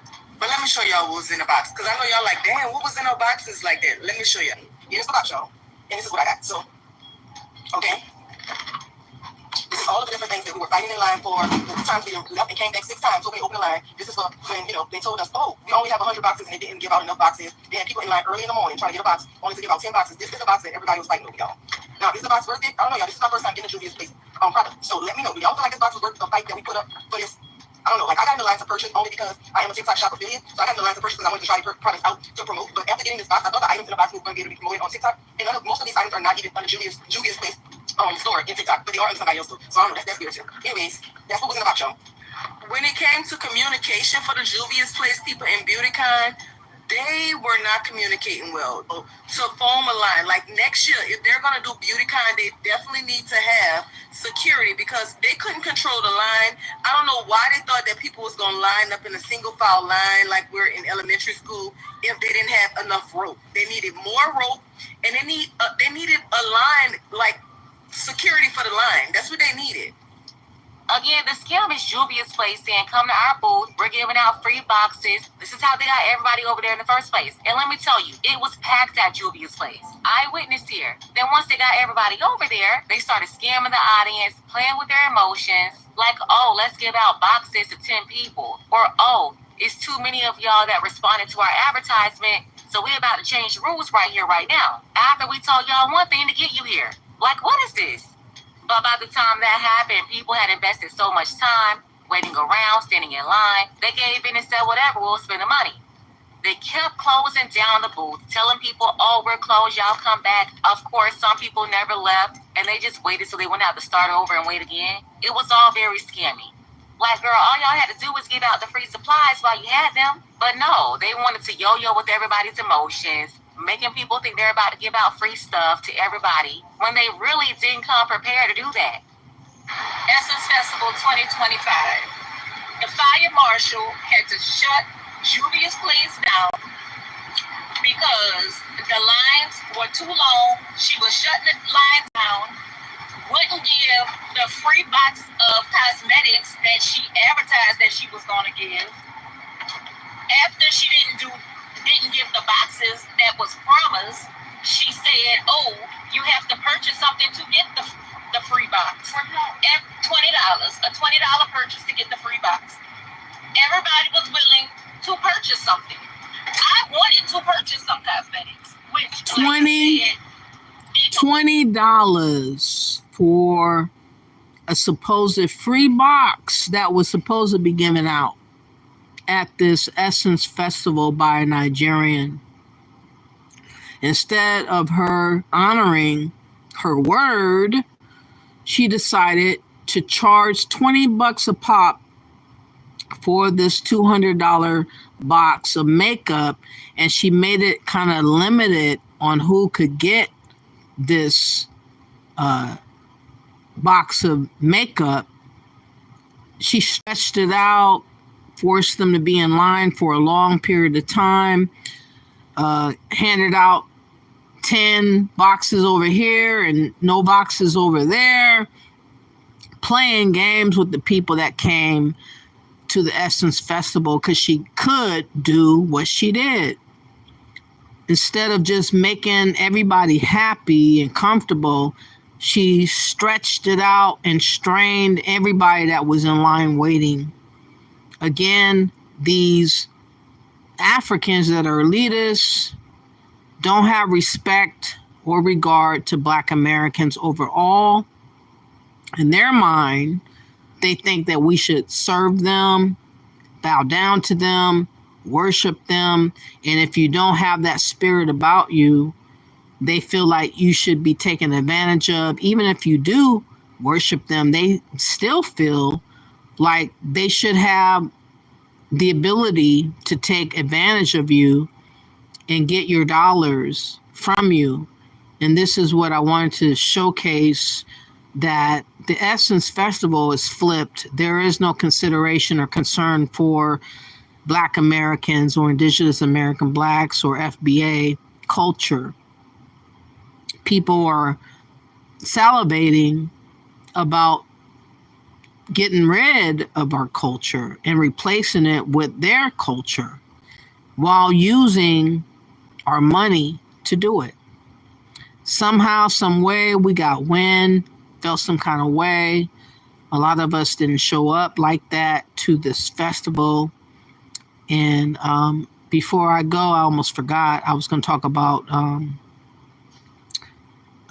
Stephanie Mills, but I'm going to let this play, and then I'm going to play a video where she showcased what she said. Basically, that they're not professional. They weren't professional. They basically made it hard for the artists to perform. It was late. The sounds and music, whatever, was off. It was not collaborating correctly because they were only concerned about making money off of Black Americans. That's why it came off the way it did, and that's why I feel like this Essence Festival should be barred and canceled and boycotted. Unless we couldn't get the line, she was shutting it down. That she wasn't going to open it back up until 4, knowing that the Essence Festival closed at 5. So make it make sense. So you see, God doesn't like ugly, and that is why the fire marshal came through there and shut her down, as he should, because God don't like you when you're greedy, and he don't like you when you're ugly. Many people on social media commented on this whole situation. One woman was like, now that's crazy. Black women have always supported Juvia's Place. Another said, I'll never forgive Juvia's Place when she first launched. She never wanted Black beauty influencers. Only popular white wants to support her brand. Therefore, I don't support her. Here's another comment. Juvia's Place isn't an ethical company Black women should be supporting. The owner is rude and pays white creators more than Black creators. Another comment. Juvia's Place, isn't that the lady that supported Jeffree Star over Black female content creators and had disparaging comments about African American women? Why were they there in the first place? So yeah, people had a lot to say, and now you have the Africans blaming each other over the Juvia's Place disaster. Yes, the ones in support of Juvia's Place, they're running around social media trying to redirect the smoke from the African running Juvia's Place to the Africans running Essence. Listen, you can't make this stuff up. Juvia was a vendor at the Essence Festival. She's not the only one that was there. There were many other vendors there. But because of how good her products were, she pulled the biggest crowd there. People were standing in line for 5 hours just to get her free $200 makeup that she was going to give out, right? Why would she pay for makeup to be produced? She paid for the packaging, paid for the cargo for it to come from New York to New Orleans, right? Only for her to not want to give it to people. Does that make sense? Wouldn't it cost her money to take it back to New York? When the crowd was so much, she thought, okay, let me decrowd the situation by asking for people to buy $20 products, not $100, $20 products so they can get these boxes for free. People, instead of leaving and actually decrowding, they went online and bought products, right? She's like, okay, now there's even more people here, right? And Essence is the host of the event. not Juvia. It was a logistic situation. I looked at all the comments on different videos that were made about the festival. I didn't see one comment saying that Juvia's place is a scam. I didn't see any comment that says her products were terrible and she wasn't worth it. Whenever we don't get our way with any company, we just start a cancel culture. I don't mind that, honestly. Some companies deserve it. But when it comes to small Black-owned companies, the very few people that are standing up for the community and preaching to the community, don't you think we should give them more grace? Like, Essence was supposed to provide manpower for all the vendors, security and all of that. Essence didn't do that. I don't know if they were running on low budget. Maybe Target didn't pay them enough money. I don't know. But they were not. They were looking to get money from us. They weren't looking to spend money for the festival. And it all hit the fan with their scamming and assuming that we should be footing bills. And that's what they're on, these Africans of the Essence Festival, or thinking that Black Americans are useful fools to provide money for their own erasure. That's what the issue is. This Nigerian Juva's place, again, claimed to give away $200 beauty boxes. Instead of it being a giveaway like that, it was more of a selective giveaway to a few, where you had to pay extra to even see the light of day with these free beauty products. That's the typical mindset of scamming as Africans. And people are upset when we call out the scam, especially Africans. They want to act like we out of pocket for speaking up against being scammed. It's like, if you desire to be scammed, then you let it happen to you. But don't get mad that I don't want to be scammed. But that's what basically, in my mind, is going on. And these people have not earned us sacrificing and paying for the erasure of our own identity and culture. And I pray that Donald Trump, while he's doing this birthright citizenship, making adjustments on that he will give us our identity minus others to abuse and take over our identity. Now, the last video I'm going to show is Stephanie Mills. She basically did an open letter talking about this Essence Festival. She is a legend. I grew up with her. I remember hearing that Lauryn Hill of the Fugees was brought out about 2:30 in the morning. They were late. They were unorganized. They weren't prepared, and they didn't care. And it affected a lot of the Black Americans to fend for themselves and feel all this disrespect and disregard, such as Stephanie Mills. So let's get to that. If you have not yet, please hit the like, subscribe, and share button. I don't have a hate for anybody, but I do dislike the disrespect that's being given towards American Blacks or Indigenous American Blacks, better known now as Foundational Black American. I want Foundational Black American to get off of social media and be understood that they are a recognizable ethnicity. It has to happen outside of YouTube and Twitter and Instagram. If any way that I can get people to hear the truth, I don't care what we're called, other than being called something separate from everybody else. Everybody else shouldn't have access to my identity to use and abuse however they want. That's the whole point of this video. And it's the whole point of talking about Essence Festival. They've been taking advantage of us, and they think our money is expendable towards their goal of replacing our relevance and significance as a culture. This is the issue that I'm having, and that's why I'm calling them out to be barred, banned, and boycotted. Hi, everybody, and welcome back to another episode of Dana with the Data.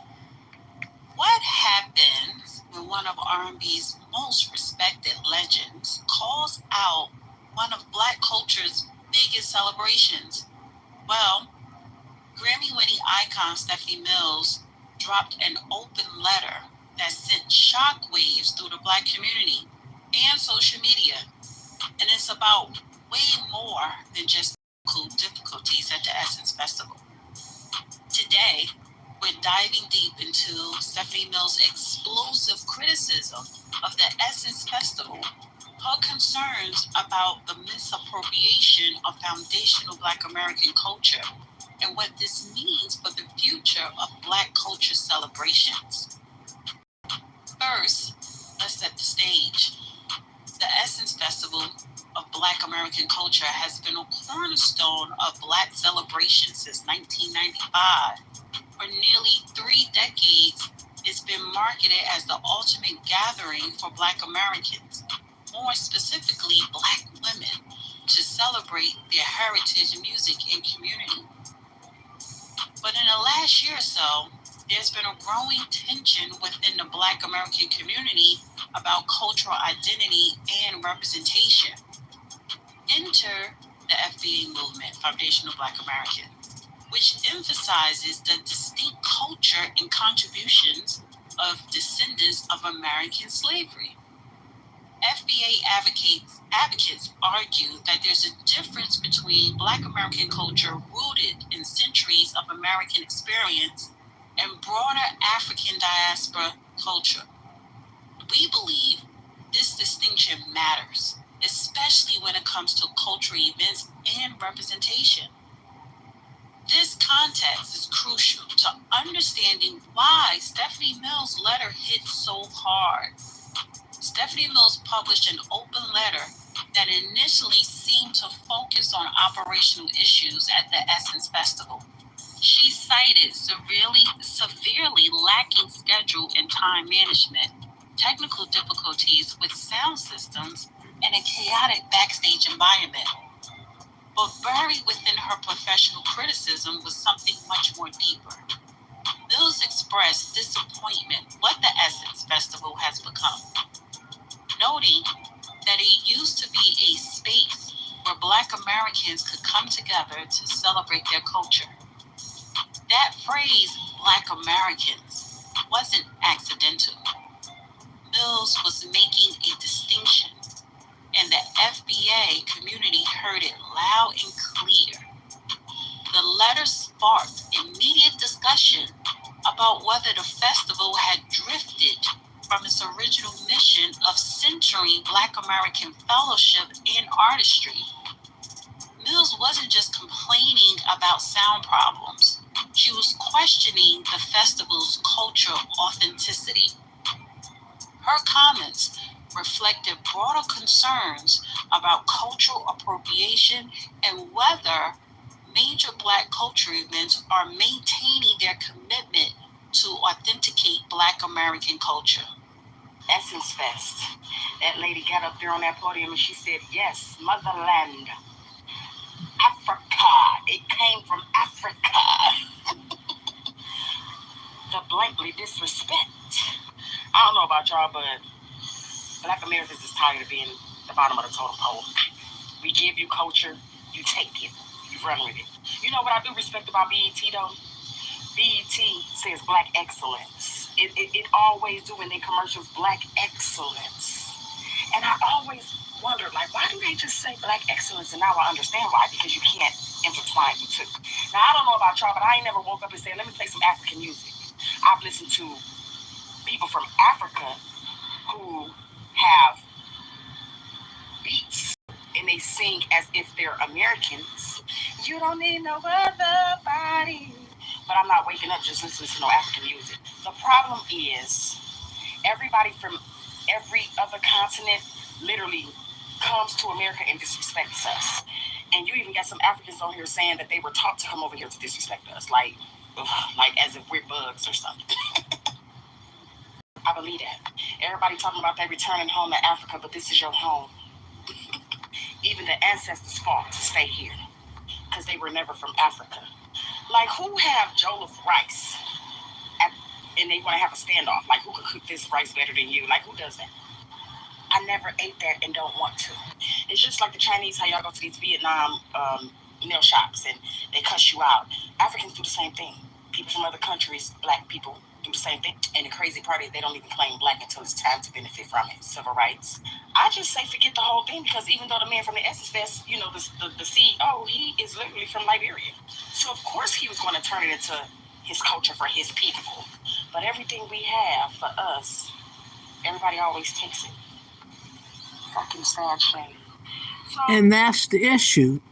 Everybody feels entitled to take from us, and when we point out that they are abusing us and taking from us, somehow we are traitors and coons because we are supposed to be available and useful to them.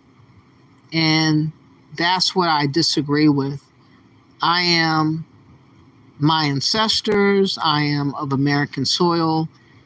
This malarkey talk of Pan-Africanism and remembering what happened before an ancestor was kicked on his ear and given credence and credit to past slave traders is not what I'm going to do. And I'm hopeful that this information and knowledge of what I'm talking on will reach Trump. I am going to tag him and hope that I will be the first in a long time to bypass the channels that are not being useful for me to use to be helped. We don't have leaders. We don't have people that's worried about our existence and survival. Everybody has signed on this gravy train of immigrants and illegals, including Democrats, LGBTQ, other organizations that are globalists and Marxists and mine. They are all in cahoots to replace us and leave us with absolutely nothing. And I'm smart enough to see the reality written on the wall and to bring it out in hopes that someone is listening out there that's going to help me cement this message to Trump to do in addition to what he's doing, which is resetting the birthright citizenship and give us an ethnicity that is not allowed to be tampered with, because on purpose, Democrats and other organizations and other agendas have left us wide open to be taken advantage of, and I don't want that. So if I don't say it, it's not real. So I'm saying that this is what's been going on, and I don't want it no more. Please give us our own ethnicity. The options that you can choose from is what I'm about to say. I like to call us Indigenous American Black or Indigenous Black American. I use the word indigenous to designate our group separate from illegals and immigrants. Illegals and immigrants can't claim to be indigenous. That's why I use that terminology, But there is a movement or a lineage of delineation that's taken effect before I declared myself as Indigenous Black American. There was a movement called Foundational Black American. And the only reason why I denounced it is because everybody was doing everything in their power to make it Islamophobic every day, and also declare, it is MAGA, and it's racist, and it is all this stuff. We can't say nothing without people assuming for us a narrative that has nothing to do with the reality of what it is. No white person talked to me. No white supremacists directed me to feel what I'm feeling. You have people that are illegals and immigrants getting benefits off of our name, off of our plight, off of our civil rights and everything else connected to us. And I'm kind of sick of them having advantages that I don't even have, when it was our ancestors that fought and bled and died for the civil rights and amendments and everything else that people are utilizing. They get to have it as a freebie. And I got to have it as, symbol, a symbol of what happened, but something that's not useful for me in my reality. That's a problem. People that are illegals and immigrants and Africans, for wherever they came from, should not be able to come over here to America and utilize our name like it's a jersey they can place on themselves and then take it off and use their own identity as needed. That's not fair to be able to double and triple dip. That's my point in bringing out this reality. As far as the Essence Festival, like I said, the owner was caught scamming before, and his mindset, alongside of the CEO and others that are partaking in taking over the Essence Festival, is to replace us. But use our dollars first, which I am not wanting us to do. I don't want us to be used up billions of dollars while they enrich themselves and disrespect us and dismiss us and use our money on top of that to boot. No. Get your own goddamn money from your tribe and your other Africans and neighboring Africans and Pan-Africans and Caribbeans, wherever it is. Gather your money together collectively and devise this festival of African and Caribbean and Pan-African. Do that out the mud like we did. Don't come to America, take the name and essence of Essence Festival, using something that's been around for 60 plus years, get the namesake of it and the sacrifice of it, and make money off of it, and not contribute not one iota to my community and my people as ethnicity. They don't care to respect us. Therefore, we got to let them know this is what happens when you disrespect us. We won't give you a dime. We don't have to give them a dime. We don't have to show up. We don't have to participate. We got to let them know that respect is the most important thing in our life.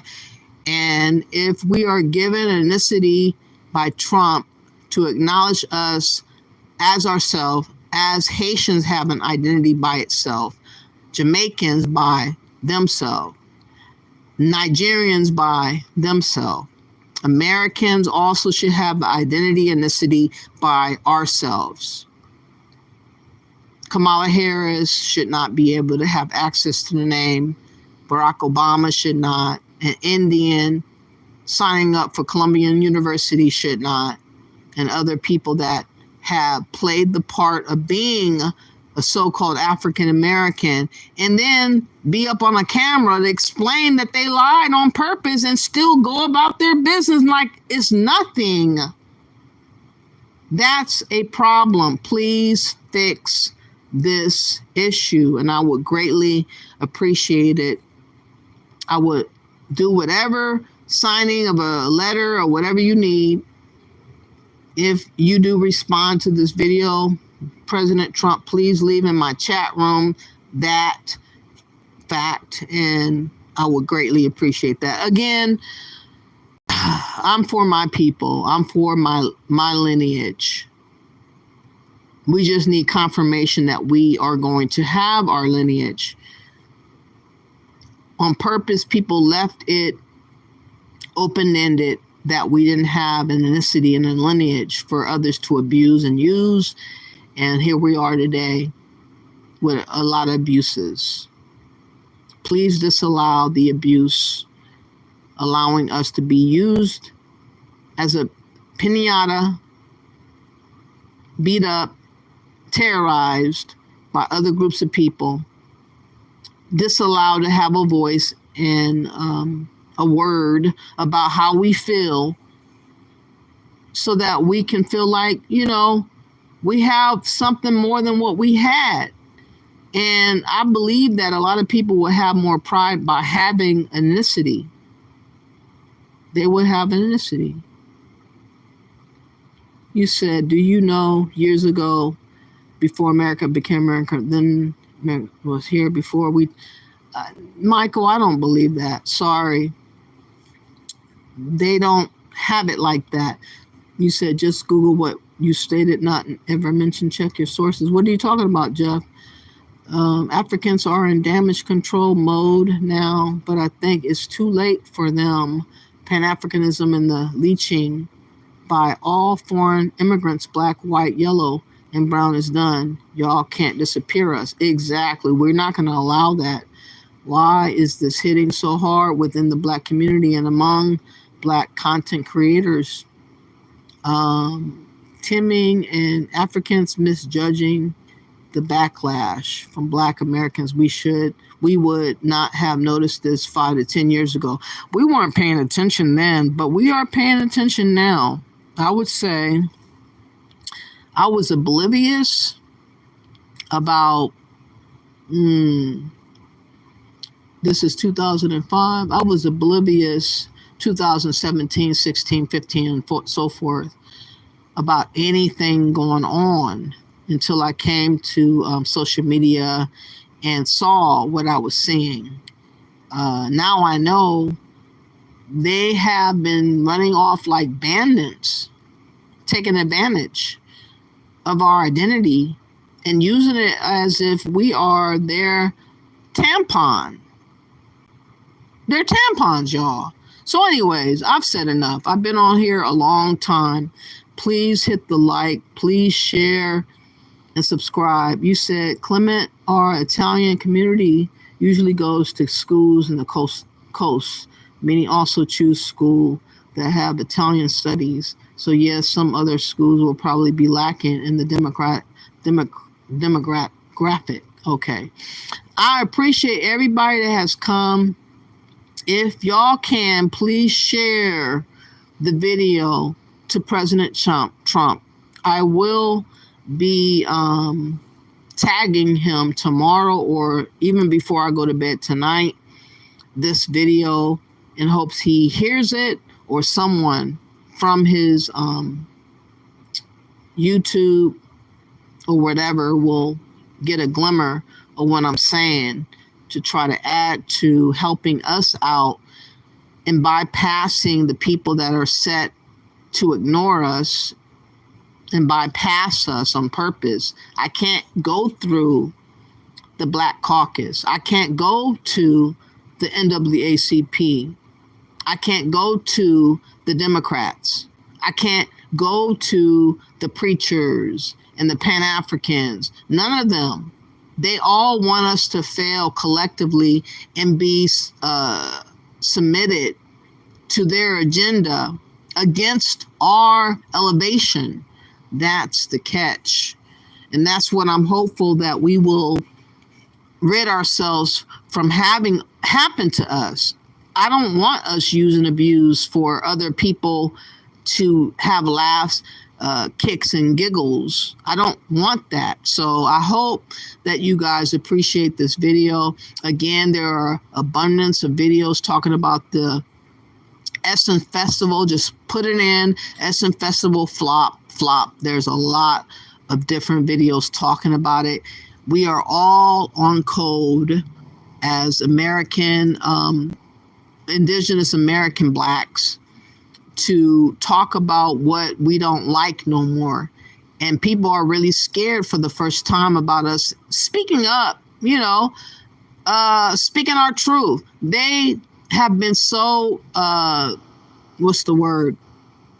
given the privilege of thinking that we were going to just be dumbfounded forever. But that's not the case today.